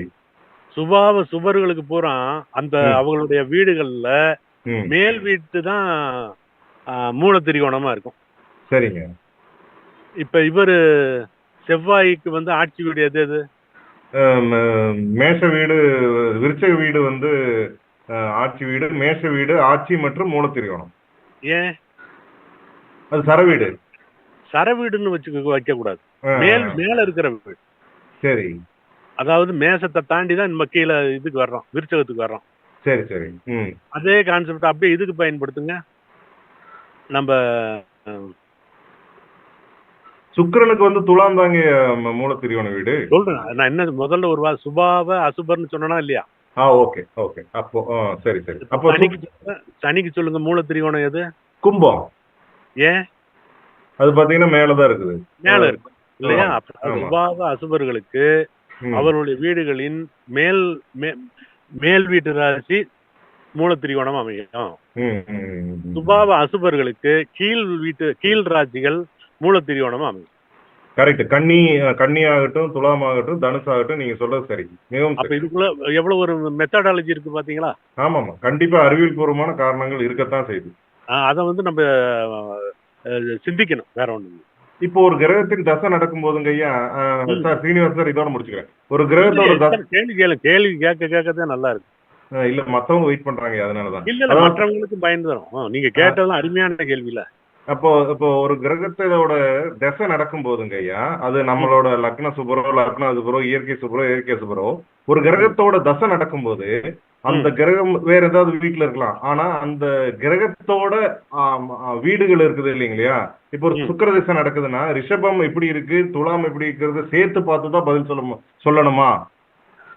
அப்படி கிடையாது. அப்படி முதல்ல வந்து மூல திரிகோணத்துக்கு பலன் சொல்லிருங்க, அதுக்கப்புறம் இன்னொரு வீட்டுக்கு பலன் சொல்லுங்க, அவ்வளவுதான். ஆமா. இல்ல ஆனா அந்த கிரகம் இப்போ சுக்கிரனே வச்சுக்கோ, அந்த கிரகம் மிதுன வீட்லயோ வேற ஏதாவது வீட்டுல இருக்கும்போது அந்த சுக்கிர தசை வருதுன்னா அதுக்கு ரிஷபத்துல வந்து பாவிகள் உட்காந்துருக்காங்களா, துலாத்துல பாவிகள் உட்காந்துருக்காங்கிறத சேர்த்து பார்த்து சொல்லணுமா? இல்ல அது வந்து அந்த இடத்துல ஒரு 8ஆம் பாகம் 9ஆம் பாகத்துல சுக்கிரன் ஏதாவது ஒரு லக்னம் சொல்லுங்க. இப்போ துலா லக்னத்துக்கு 9ல இருக்காருன்னு வச்சுக்கோங்களேன் சுக்கிரன். சரி. அவர் 9ஆம் இடத்துல இருந்து தசை நடத்துறாருன்னு வைங்களேன். அப்போ ரிஷபம் துலாம் வந்து கெட்டு இருக்குதா நல்லா இருக்குதான்னு பார்த்து சொல்லணுமாங்கிறது என்னோட கேள்வி. அதுதான் பார்க்கணும். துலாத்துக்கு நல்லா இருக்கிறார், ரிஷபத்துக்கு நல்லா இருக்கிறாரான்னு மட்டும்தான் பார்க்கணும். சரி சரி. அடுத்து புதன் தசை நடக்கிற பத்தி அங்க இருக்கிற சுக்கிரனை பத்தி நீங்க யோசிக்கணும். சரி சரி சரி சரி. புரியுது. அதான் அந்த வீடுகள் எப்படி இருக்குங்கிறது பார்க்கணும் தான். ஒரு ஆக்சிடென்ட்டா போய் மிதுனத்துல உட்கார்ந்து இருக்கிறார். அவரோட வீடு எப்படி இருக்குது, வீடு இடியாம இருக்கா நல்லா இருக்கான்னு தான் முதல்ல. ஆமா. சரிங்க, ரொம்ப நன்றிங்க. ரொம்ப நன்றி. அற்புதமா இருந்ததுங்க. உங்க பயணத்திலயும் எங்களுக்கு சிறப்பா விளக்குனீங்க. ரொம்ப நல்லா. இன்னொரு நீண்ட செஷன் கொடுத்தீங்கன்னாலும் நல்லா இருக்குங்க. நீங்க அந்த புக்க ஸ்டார் அகாடமில இருக்கு, வாங்கி படிங்க. உங்க நம்பர் நோட் பண்ணிட்டீங்க. ரொம்ப நன்றிங்க. இல்ல என் டைம் வாங்கினாலும் சரி, நீங்க மெட்ராஸ்ன்றதுனால அவர்கிட்டயே நேரா வாங்கினாலும் சரி. சரிங்க. ஐயா வந்து கோயம்புத்தூர் சைடுங்களா? திண்டுக்கல் ஐயம்பாளையம். சரி. ரொம்ப நன்றிங்க. Thank you sir. Thank you Srinivasan sir. நல்லது செல்வம் சார், நன்றி. அடுத்து ராஜாராமன் சார், நீங்க அன்மியூட் பண்ணிட்டு உங்க விஷயத்தை கேட்கலாம். இணைப்புல இருக்கீங்களா ஐயா? வணக்கம். சொல்லுங்க. அகாடமி நிறுவனர் அவர்களுக்கும் அவர் பஞ்சாங்க ஆசிரியர் அவர்களுக்கும் வணக்கம். இப்ப நான் கேட்கக்கூடிய கேள்வி என்னன்னா, இப்ப காலபுருஷ தத்துவத்துல மேஷம் 1ஆம் இடம் சொல்லும் பொழுது அது ஆண் வீடு, அதுக்கு 7ஆம் இடம் வந்து மனைவி ஸ்தானம் போது அதுவும் ஏன் ஆண் ராசியாவே கொடுக்குறாங்க? ஒண்ணு. ரெண்டாவது, அந்த மேஷம் வீடும் செவ்வாய் ஆணு, இங்கேயுமே சுக்கிரனும் வந்து ஆணாதான் குறிக்க, அவரு சுக்கிராச்சாரியர், அவர் ஏன் பெண்ணா கொண்டு வராங்க? அது மாதிரி சந்திரனும் ஆணாவும் சொல்றாங்க பெண்ணாவும் சொல்றாங்களா? அதனுடைய ரீசன் என்ன? அது எப்படி நம்ம எடுத்துக்கிறது? நீங்க எந்த ராசியை பார்த்தாலும் அதுக்கு நேர் எதிர்த்தாப்பி இருக்கிறது அதே இனத்து ராசியா தான் சார் இருக்கும். ஐயா இப்படி கொஞ்சம் பாத்துக்கோங்க ஐயா. மேஷ ராசி ஆண் அப்படின்னா செவ்வாயோட வீடு மேல இருக்கிறது ஆண்னா, இன்னொரு செவ்வாயோட வீடு பெண். இல்ல, அதுக்கு 7ஆம் இடம் தானே பெண் வீடுன்னு சொல்றாங்க. அதுக்கு மனைவி ஸ்தானம் போது அது பெண்ணா தானே வரணும், பெண்ணை குறிக்கிறதுன்னு. இல்ல நான் கேக்குறேன், ஏன் அந்த மாதிரி வச்சிருக்காங்க? அதுக்கு அதுக்கு வந்து 1ஆம் வீட்டுக்கு அந்த 8ஆம் வீட்டையே மனைவி ஸ்தானம் சொல்லலாம்ல அப்படின்ற. இல்ல நான் ஒரு சிந்தனைக்கு தான் கேக்குறேன் கேள்வி, நம்ம ஒன்றும் இல்ல. ஆனா 7ஆம் வீடு என்பது வெறும் மனைவின்ற விஷயத்துக்காக மட்டும் அல்ல ஐயா. சங்கமம் ஒரு வார்த்தை சொன்னோம் இல்லையா, சங்கமம் சங்கம். இந்த இடத்துல நீங்க வந்து பாலினத்தை கொண்டு வரக்கூடாதீங்க. அவருக்கு ஃப்ரீயா இருந்தா பாதுகாத்து தான் கொடுக்கணும். ஒருத்தர் பழகுறாங்க, அவ்வளவுதான். அப்படி பார்த்தா நீங்க வந்து 8ஆம் இடத்தை தான் பார்க்கணும். ஹலோ, புரியுது. 8ஆம் வீட்டை தான் பார்க்கணும். 8ஆம் வீடு தானே அந்தரங்க உறுப்பு, மர்மஸ்தானம் அதானே. ஆமாங்க ஐயா, நான் கேக்குறதுக்காக சொல்ல, அது வந்து எப்படி அது ஏன் அந்த மாதிரி மாறி வருதுன்னு கேக்குறதா. ஏதாவது இப்ப நீங்க நிறைய விதிமுறைகள் சொல்றீங்க, அதனால அந்த மாதிரி ஏன்னா அமைப்பு இருக்கா, விதிமுறைகள் இருக்கா? அது மாதிரி சந்திர பகவானை வந்து பெண் கிரகமாகவும் எடுக்கிறாங்க, அவர் ஆண் கிரகம்னு சொல்றாங்க, பெண் கிரகமாக தான் மேக்சிமம் அதை கொண்டு வராங்க. அதே மாதிரி சுக்கிராச்சாரியாரையும் அப்படிதான் பெண் கிரகம் அப்படின்னு கொண்டு வராங்களா, அது ஆணா இருந்து ஏன் அதனால இப்படிலாம் கொண்டு வராங்கன்னு தான் கேள்வி கேட்டேன், வேற ஒண்ணும் தான். இப்ப ஒரு ஆணு பெண்ணுன்னு எப்படி முடிவு பண்றோம்? ஆணு பெண்ணுன்னா அவங்களுடைய நடத்தை, அவங்களுடைய குணாதிசயங்கள், அவங்களுடைய மேலோட்டமா அவங்களுடைய உடல் வாக்கு வச்சு எடை போடுறாங்க. அதெல்லாம் கிடையாது, அவங்களோட அந்தரங்க உறுப்பை வச்சுதான் சொல்றான் இல்லையா. அந்தரங்கம்ன்றது எத்தனாவது வீடு? அந்தரங்கம் வந்துட்டு 8ஆம் வீடு. சரியா? அப்ப எந்த ஒரு ராசிக்கு 8ஆம் வீடு வந்து ஆப்போசிட்ல தான் இருக்கும். மேசம் வந்து ஆணுன்னா விரிச்சு, அதுக்கு 8ஆம் வீடு விரிச்சகம், அது வந்து பெண்ணு. புரியுங்க சார். அதுதான் விளக்கம், இதுதான் விட. அதனால நீங்க வந்து 1க்கு 7 இதுக்கு எப்படி ஆணு பெண்ணுன்னு மாத்தி எப்படி கல்யாணம் பண்ணி வைக்கிறதுன்ற மாதிரி நினைக்க வேண்டாம். சரிங்க, சந்தோஷம் சந்தோஷம். ரைட், நன்றி ராஜாராமன் சார். நன்றி சார். நன்றிங்க சார், நன்றிங்க சார், நன்றிங்க சார். ஸோ அடுத்து லக்ஷ்மிதாஸ் சார் வாங்க. லக்ஷ்மிதாஸ் சார் அன்மியூட் பண்ணிட்டு வாங்க. ஐயா வணக்கம் ஐயா. வணக்கம். வணக்கம் ஐயா. சீனிவாசன் ஐயாவுக்கும் வணக்கம், அருள் ஐயாவுக்கும் வணக்கம் ஐயா. ஐயா நீங்க எடுத்த செஷன் அருமை ஐயா. அந்த ஜாமக்கோல் விஷயம் ஏற்கனவே நமக்கு சேலம் மகேந்திரன்ல பண்றீங்க, அது ரொம்ப ரொம்ப அருமை. அதை நினைவுபடுத்த தான் ஐயா வந்தேன். வாய்ப்பு இருந்தா நம்ம ஸ்டார் அகாடமிலையும் அதை பற்றின ஒரு நிகழ்வு நடத்தினா நல்லா இருக்கும் ஐயா. ஏற்கனவே ஒன்று நடந்து ஜாமக்கோல் பற்றி அருள் ஐயா ஸ்டார் அகாடமியில ஒரு நாள் முழுக்க நேர்முக வகுப்பு எடுத்தாங்க. நான் இந்த மாதிரி ஒரு செஷன்ல கேட்டேங்க. ஏன்னா ஏற்கனவே அவரு ஆர்வத்தை மட்டுமே வைத்து பலன் எடுத்திருக்காரு. அது ரொம்ப ரொம்ப அற்புதமாகவும் இருக்குது. நடைமுறையிலையும் அதை நம்ம பயன்படுத்திட்டு இருக்கிறோம். நம்ம மாணவர்கள் பயன்படுத்தியும் ஒரு வருஷம் டைம் கொடுத்துருந்தாரு 2 நிகழ்வுக்கு. குழந்தை இப்படித்தான் கிடைக்கும், இப்படிதான் சொல்லிட்டு இருந்தாரு. மிக அற்புதமாக அந்த நிகழ்வு சென்ற மாதம் நடந்துச்சுங்க. உடனே மாணவர் போன் அடிச்சாரு. ஓகே ஐயா, அடுத்த வகுப்புக்கு தலைப்பு கொடுத்துட்டீங்க, நன்றி. அதான் அந்த ஆர்வத்துல கிரகம் எந்த ஆருடம், இப்ப என்ன டைம், அப்ப மிதுன ஆருடம், மிதுன ஆருடத்துக்கு என்ன கேள்வி, எத்தனாவது பாவகம், இதை மட்டுமே வச்சு பலன் சொல்லியான்னு சொல்லிட்டு எடுத்தாருங்க. ரொம்ப ரொம்ப அற்புதமாவும் இருந்துச்சு. மாணவர்கள் இப்பவும் நினைவுபடுத்திட்டே இருக்காங்க, ஐயா சொன்ன மாதிரி கரெக்டாகுது அப்படின்னு. ஸோ அதனாலதான் இந்த நேரத்துல ஒரு நினைவுபடுத்தணுங்க. நல்லது நல்லது, நன்றிங்க. நல்லது, நன்றிங்க ஐயா, ரொம்ப நன்றிங்க. வாங்க யோகேஸ்வர லிங்கம் ஐயா வாங்க. ஐயா வணக்கம். வணக்கம். இன்னைக்கு சிறப்பா இருந்ததுங்க அருள்வேல் ஐயாவுடைய ஸ்பீச்சுங்க. ஐயா எனக்கு 2 சந்தேகங்கள். இப்ப இந்த பாவத்தை பத்தி எனக்கு உண்மையாலுமே தெரியாது. இன்னைக்கு தான் அதுக்கு தெளிவான விளக்கமா ஐயா கொடுத்தாரு, மிக சிறப்பா இருந்தது. ஐயா இந்த மூலத்திரிகோண வீடு அப்படின்னு சொல்றது 1, 5, 9, அந்த மூலத்திரிகோண வீட்டின் அதிபதிகள் வந்து 6, 8, 12 அமர்ந்தால் என்ன மாதிரி ஒரு பலன் கிடைக்கும்? இல்ல, அது நல்ல விதமா கிடைக்குமா? மூல திரிகோண வீடு 1, 5, 9 அல்ல, திரிகோண வீடுகள் 1, 5, 9. Sorry, okay sorry. 1, 5, 9 வந்து திரிகோண வீடுகள். மூல திரிகோண வீடு ஒவ்வொருத்துக்கும் ஒவ்வொரு இடத்துல இருக்கக்கூடிய அமைப்பு. இந்த இடத்துல வந்து அந்த திரிகோண வீட்டின் அதிபதிகள் 6, 8, 12 அமர்ந்தால் அதனுடைய பலன்கள் சாதகமா பாதகமாவே கிடைக்குமா? இது வந்து ஒரே ரூல்ல வந்து இது விளக்க முடியாதுங்க சார். சரிங்க அதுக்கு நம்ம என்னோட இந்த புக்கு ராஜஜோதிடம்ன்ற புக்கு உங்களுக்கு வந்து பயனுள்ளதா இருக்கும். கண்டிப்பாங்க. சரிங்க அது வாங்கி படிங்க. ரொம்ப அதுல நீங்க கேட்கறதுக்கான விளக்கம் இருக்கு. ஓகேங்க. சரிங்க கண்டிப்பா அந்த புத்தகத்தை வாங்கி பயன்படுத்திக்கீங்க.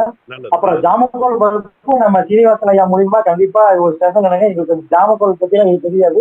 ஐயா அதைய அடுத்த டாபிக்னு சொல்லிட்டாரு சீனிவாசன் ஐயாவும். எங்களுக்கெல்லாம் பயன்படுற மாதிரி ஒரு நல்ல நாளா கொடுங்க. ஆன்லைன் வகுப்பா போடுவாரு. கட்டண வகுப்பா போட்டணும்னு நான் கேட்டுக்கிறேன். ஓகேங்க ஐயா, பண்ணிக்கலாங்க ஐயா. நல்லதுங்க. நன்றி நன்றிங்க. நன்றி. அடுத்து மோகன் சார் வாங்க. ஐயா வணக்கம். தங்களது உரை மிக அருமையா இருந்தது. ஒரு பொதுவான ஒரு சந்தேகம் ஐயா. இப்போ துலாத்துல வந்து சூரியன் 10 டிகிரியில நீச்சம்னு சொல்றோம். அப்போ 10ஆம் தேதி மட்டும்தான் அது நீச்சமா, இல்ல 1 முதல் 9 வரை பிறந்தவங்க நீச்சம் இல்லையா, இல்ல 11 to 30 நீச்சம் கிடையாதா அப்படிங்கிறதுக்கு ஒரு தங்களது விளக்கத்தை தேடுகிறேன் ஐயா. கரெக்டா 10வது டிகிரி தான் நீச்சம்ங்க. பரமன் உச்சம் பரம நீச்சம்னு ஒரு வார்த்தை இருக்கு. சரிங்க ஐயா. 10வது பாகை அதே தான் ஒவ்வொரு டிகிரிக்கும். அதுதான் குறிப்பிட்ட அந்த சந்திரன் செவ்வாய்னு ஒவ்வொரு கிரகத்துக்குன்னா ஒரு பரம உச்சம்னு ஒரு டிகிரி கொடுத்துருக்காங்க இல்லையா? ஆமா. அந்த பர்டிகுலர் டிகிரில தான் பரம உச்சத்துல இருப்பாங்க. அப்ப 10ஆம் தேதி மட்டும்தான். அப்ப அந்த ஆமா 10ஆம் தேதி மட்டும்தான். அந்த 1 முதல் 9 வரை நம்ம அப்படி எடுக்க வேண்டிய அவசியம் இல்லை இல்லையா? உச்சத்தை நோக்கி போய்கிட்டு இருக்காருன்னு எடுத்துக்கலாம். அதுக்கப்புறம் 10ஆம் தேதிக்கு அப்புறம் உச்சத்துல இருந்து விலகிட்டு வந்துகிட்டு இருக்காருன்னு எடுத்துக்கலாம். அதே மாதிரி நீச்சம்னாலும் அப்படி அப்படி எடுத்துக்கணும். அதே மாதிரி எடுத்துக்கலாம். சரிங்க சரி. நன்றி. நல்லது. நன்றி மோகன் சார். நன்றி. நன்றி ஐயா. வாங்க லட்சுமி நரசிம்மன் ஐயா வாங்க. அன்மியூட் பண்ணுங்க. வணக்கம் ஐயா. கேட்கறதா? கேட்கறது. பேசலாம் சார். அருள் ஐயா சார். வணக்கம். உங்களோட ஜோதிடத்துல வந்து சிறப்பு வந்து ஜோதிடஸ்ரீ என்ற ஒரு வகுப்பு எடுத்தேங்க. அதுல வந்து நிறைய விஷயத்த தெரிஞ்சு கொண்டோம். அதுல வந்து சில சந்தேகமெல்லாம் இருக்கு. இங்க கேட்டானா கரெக்டா இருக்காது. ஏன்னா பாவா லிங்க பத்தி சொன்னீங்க. ஒரு பாவம் இன்னொரு லிங்க் பண்ணும்போது ஒரே ஒரு பாவத்தை மாத்திரம் காமிக்கிறாங்க. எப்படிங்கிறதா எனக்கு தெரியணும். அதாவது 2, 4, 6, 8, 12வது பாவம் 11வது பாவத்தோட லிங்க்னு சொல்றாங்க. அந்த லிங்க் அந்த ஸ்டாரோடைய சப் மூலியமா லிங்க் ஆகும்போது நிறைய பாவம் வரும். ஒரே ஒரு பாவத்தை மாத்திரம் எடுக்கிறோம் அப்படிங்கிறது எனக்கு கேட்கும். இல்ல அந்த இப்ப பேசுற சப்ஜெக்ட் இல்லையே ஐயா. இன்றைய வகுப்போட சம்பந்தம் உள்ள விஷயத்தை கேட்கணும். ஐயாவுக்கு இதுவரைக்கும் பேசுனது எல்லாம் சேர்த்து கேட்டு நீங்க கேட்கறது மற்றவங்களுக்கு புரியாம போகும். இன்னைக்கு பேசின செஷன்ல ஏதாவது சந்தேகம் இருந்தா கேளுங்க. மற்றது அது சம்பந்தமா வரும்போது கேட்டுக்கலாம். Okay sir. Okay sir. Thank you. நன்றி நன்றி நன்றி. அடுத்து சுந்தரராஜன் சார். ஐயா வாங்க சுந்தரராஜன் சார். ஐயா அருள்வேல் ஐயா வணக்கம். வணக்கம். நான் மதுரையில இருந்து சுந்தரராஜன் பேசுறேன். சொல்லுங்க சார். இப்போ எனக்கு இது கேள்வி இல்லை, ஒரு விளக்கம் மாதிரி. என்னன்னு கேட்டா, இந்த சுபாவ அசுபர் சுபாவ சுபர் உங்களுக்கு மூலத்திரிகோணம் வந்து சுபாவ சுபருக்கு வந்து மேல உள்ளது, அசுபருக்கு வந்து மேல உள்ளதுன்னு சொன்னீங்க. சுபாவ அசுபருக்கு மேல உள்ளது, சுபாவ சுபர் வந்து புதன் மற்றும் குரு இவங்க 2 பேருக்கும் மூலத்திரிகோணம் கீழே உள்ளது இல்லையா? கீழே உள்ளது. அது கரெக்டா இருக்கு. அதனால இந்த சூரியனுக்கும் சந்திரனுக்கும் வந்து ஒரே வீடுங்கிறதுனால மேல இருக்கிறத உச்ச வீடா வந்துருது. மூல திரிகோண வீடா இவங்க 2 பேருக்கும் எந்த வீடு வருது சார்? அதாவது சூரியனுக்கு மூல திரிகோண வீடா சிம்ம வீடே வருது. ஆமா. அப்போ இவருக்கு சந்திரனுக்கு மூல திரிகோண வீடு உச்ச வீடு ரெண்டுமே ரிஷப வீடா வருது. இல்ல நீங்க சொல்றது கரெக்ட். நான் ஈஸியா புரிஞ்சுக்கிறதுக்காக மற்ற சூரியன் சந்திரன் தவிர மற்றதுக்கு நான் சொல்லியிருக்கிறேன், எளிமையா புரிஞ்சுக்கிறதுக்காக. அப்போ சுபருக்கு வந்து கீழே உள்ள வீடு, சுபாவ சுபர்களுக்கு வந்து மேல. அதத்தான் சொல்லியிருக்கேன். கரெக்ட். ஓகே. நன்றி ஐயா. நன்றி. நிறைவா திரு பிரேம் சார் வாங்க. சார் வணக்கம் சார். சார் வணக்கம் sir. Sir first of all fantastic session sir. சாப்பிட்டுட்டே இருக்கும்போது திடீர்னு பிளேட்டை பிடுங்கின மாதிரி இருந்தது அந்த டைமிங் ஆஃப் த செஷன். மற்றபடி நீங்கள் ஒரு நாள் ஃபுல்லாக டெலிவரி பண்ணால் கூட உட்காந்து பார்த்துட்டு இருப்போம், கேட்டுட்டு இருப்போம். அதனால எங்களுடைய ஆசைக்கு அளவே இல்லை. சரி, நான் கொஷனுக்கு போயிடுறேன் சார். சார், இந்த மூலத்திரிகோணம் அப்புறம் ஆட்சி பெற்ற வீடு தசாபுத்தியில வந்து பலன் எடுக்கும்போது முதல்ல மூலத்திரிகோண வீடை பத்தி எடுத்துட்டு அப்புறம் ஆட்சி பெற்ற வீட்டுக்கு எடுக்கணும்னு சொன்னீங்க. இதுல கால அளவு ஏதாவது வேறுபாடு இருக்குமா? இல்ல இப்போ தசாபுத்தி வந்து சுக்கிரனுக்கு 20னா 10 ஈவனா இருக்குமா? இல்ல இதுல மூலத்திரிகோணத்துக்கு அதிகமான பலன்களை நம்ம வந்து தசாபுத்தியில எடுக்கணுமா? அதை மட்டும் கொஞ்சம் சொல்லுங்க சார். இல்ல அந்த திசையிலேயே பாத்தீங்கன்னா புத்திகள்னு அடுத்து நம்ம பிரிச்சிடுறோம் இல்லையா? Okay okay. அந்த புத்திகளுக்கு தான் முக்கியத்துவம் தரும். Okay sir, thank you sir. சுக்கர தசை சுக்கர புத்தினா அதை நீங்க ரெண்டா பிரிச்சுக்கலாம். ஃபர்ஸ்ட் ஒரு 1.25 வருஷம் வந்து துலாம் ராசிக்கும், மீதி இருக்கிற 1.25 வருஷம் ரிஷப ராசிக்கும் எடுத்துக்கலாம். Okay sir. சுக்கர தசையில சுக்கர புத்தி முடிஞ்சு சூரிய புத்தின்னு வர்றப்ப அந்த மாதிரி பிரிச்சு பார்த்துக்க வேண்டிய. Super sir, super sir. உங்க பாதங்களை தொன்று வணங்கிக்கிறேன் சார். நன்றி சார். Bye sir. நல்லது நல்லது. நன்றி நன்றி பிரேம் சார். நன்றி ஐயா. பழனிவேல் ஐயா. ஐயா வணக்கம் ஐயா. வாங்க ஐயா. அருமையில ஐயா வணக்கம். சீனிவாசன் ஐயா வணக்கம். அனைவருக்கும் வணக்கம். கேள்விகளை இந்த வகுப்பில் கலந்து கொண்டதுக்கே எனக்கு ரொம்ப மிக்க மகிழ்ச்சி தெரிவிக்கவே என்னுடைய உரை. அவ்வளவுதான். நன்றி. நன்றிங்க. நன்றி. வேணுகோபால் சார். ஐயா வணக்கம். வணக்கம், சொல்லுங்க. முதல்ல சொல்லும் போதுங்க நீங்க பாவங்கள் சொல்லும் போது திசைகள் பத்தி சொன்னீங்க. கிழக்கு வந்து மேஷம் கிழக்குன்னு சொன்னீங்க, ரிஷபம் வடகிழக்கு, 2 வடகிழக்கு சொல்லிட்டு அப்புறம் வடக்குன்னு சொன்னீங்க. ஆமா, அது எப்படின்னு தெரியல. சாதாரணமா வந்துங்க மேல உள்ளது மேஷமும் ரிஷபமும் கிழக்குன்னு சொல்லுவாங்க. இது வேணா வடகிழக்குன்னு எடுத்துக்கலாம். நடுவில் உள்ளது 2 ஒரே திசையா தான் படிச்ச ஞாபகம் இருக்கு. வடகிழக்கு வந்து 2 சொல்றீங்கன்னு எனக்கு புரியல. அது சார் இப்ப நான் சொல்ற மாதிரி ஈஸியா புரிஞ்சுக்குங்க. சரிங்க ஐயா. மேசம் வந்து கிழக்கு. சரிங்க ஐயா. கடகம் வந்து வடக்கு. கடகம் வடக்கு. ஆமா, 4ஆம் வீடு. ஆமா ஆமா, கரெக்ட். சரி, அப்ப இடைப்பட்ட இருக்கிறதுக்கு என்ன திசை சொல்லுவீங்க? மறுபடியும் கிழக்கு வடகிழக்கு தானே சொல்லணும். 2மே வடகிழக்கு தான். 2 வடகிழக்கு ஆயிடுமா? 2மே வடகிழக்கு. அதுல இப்பதான் நான் முதல்ல கேள்விப்படுறேன். இதுக்கு முன்னாடி பொருங்க. அதுல 2ஆம் வீடுன்றது கிழக்கு சார்ந்த வடக்கு. ஓ, நீங்க ஒரு ரவுண்டா ஒரு படம் போட்டுக்கிட்டு 1 2 3 12 வரைக்கும் கடிகாரத்தை ஞாபகம் வச்சுக்கோங்க. கடிகாரத்தை. சரிங்க ஐயா. கடிகாரத்தை வச்சுக்கிட்டு 1ஆம் நம்பரை வந்து நேரா நீங்க வந்து இதுக்கு வச்சுக்கோங்க, கிழக்க வச்சுக்கோங்க. 4ஆம் வீடு வந்து உங்களுக்கு வந்து வடக்கு இருக்கிற மாதிரி கற்பனை பண்ணிக்கோங்க. இடையில இருக்கிற 2 3 எந்த திசையில இருக்குன்னு பாருங்க. சரி. இப்ப நீங்க 1 2 3 இடஞ்சுழியா இருக்கணும். எழுதிக்கிட்டு பாத்தீங்கன்னா கரெக்டா நிக்கும். சரி, அது ஒரு புது தகவல் கொடுத்தீங்க. அதுக்கப்புறம் நீங்க பிரதட்சணமா போறீங்க. சாதாரணமா அப்பிரதட்சணமா வருவாங்க போது. இல்ல நான் கேள்விப்பட்டதுல இப்போ தென்கிழக்கு வந்து மீனம் தென்கிழக்கு ஆயிடுது. தப்பு தப்பு தப்பு. இல்ல, நீங்க சொல்றது பிரகாரம் போட்டா மீனம் தென்கிழக்கு தானே ஐயா வரும். அதாவது மிதனம் வந்து வடகிழக்கு ஆயிடுது. மாத்தி தான் நான் படிச்சிருக்கேன், அதுக்காக தான் கேட்டேன். மிதனம் வந்து தென்கிழக்காவும். இல்லைங்கய்யா, நீங்க வாஸ்துவையும் இதையும் போட்டு கன்ஃபியூஸ் பண்ணிக்கிறீங்க. ஓ, இது வந்து வாஸ்து இல்லைங்க.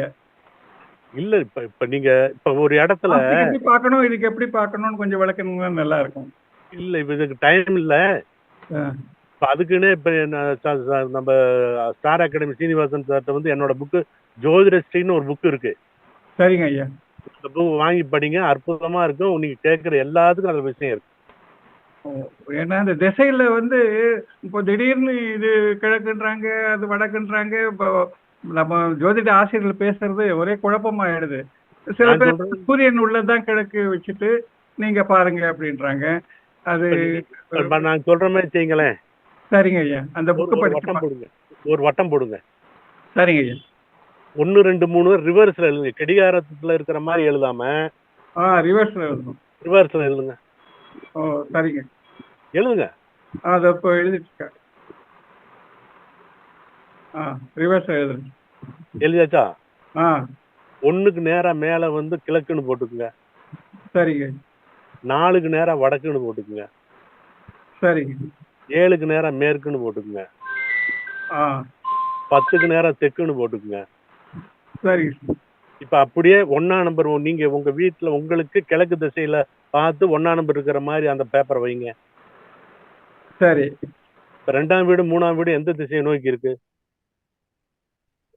2ஆம் வீடு 3ஆம் வீடு வந்து வடகிழக்கு தான். அதைத்தான் நான் சொன்னேன். ஓ அப்படி வச்சு பார்க்கணும். அப்படிதான் பார்க்கணும். சரி, அதான் அது நல்லா விளக்கி சொன்னீங்க.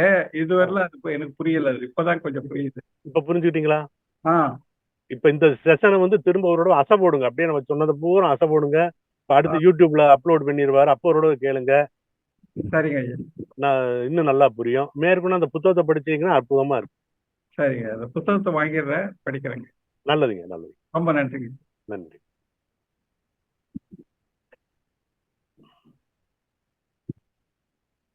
வேற சந்தேகம் இருக்கிறவங்க கேளுங்க சார்.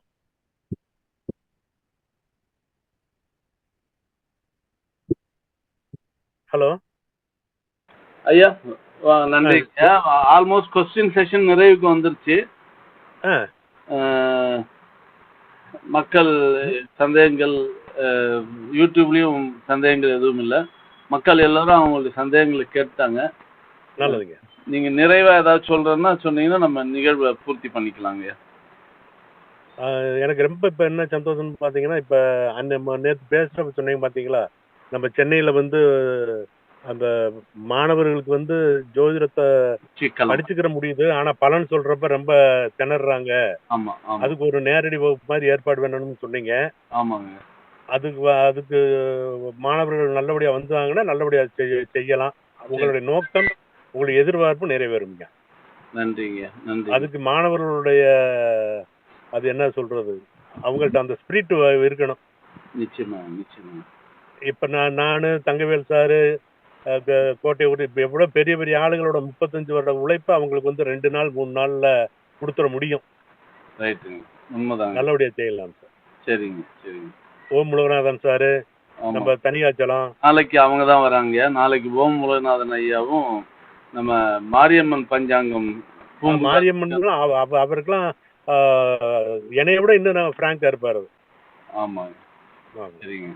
அதாவது ஜோதிடத்தை தவிர வேற எதுவுமே தெரியாது. ஆமாங்க, ஆமாங்க. நல்லது, சரிங்கய்யா. ரொம்ப நன்றிங்கய்யா. அதன்படியே பண்ணிடுவோங்கய்யா. நான் ஏற்பாடு பண்ணிட்டு உங்களுக்கு தகவல் சொல்றேங்கய்யா. நல்லது, நல்லது. ஏன்னா இப்போ ஜோதிட பயிற்சி களம்னு ஒன்று ஆரம்பிச்சிருக்கோம். ஒவ்வொரு மாதமுமே மாணவர்களுக்கு அவங்க பலன் எடுப்பதற்கான பயிற்சி கொடுப்பதற்கான ஒரு ஏற்பாடுக்காக அதை பண்ணியிருக்கோம்.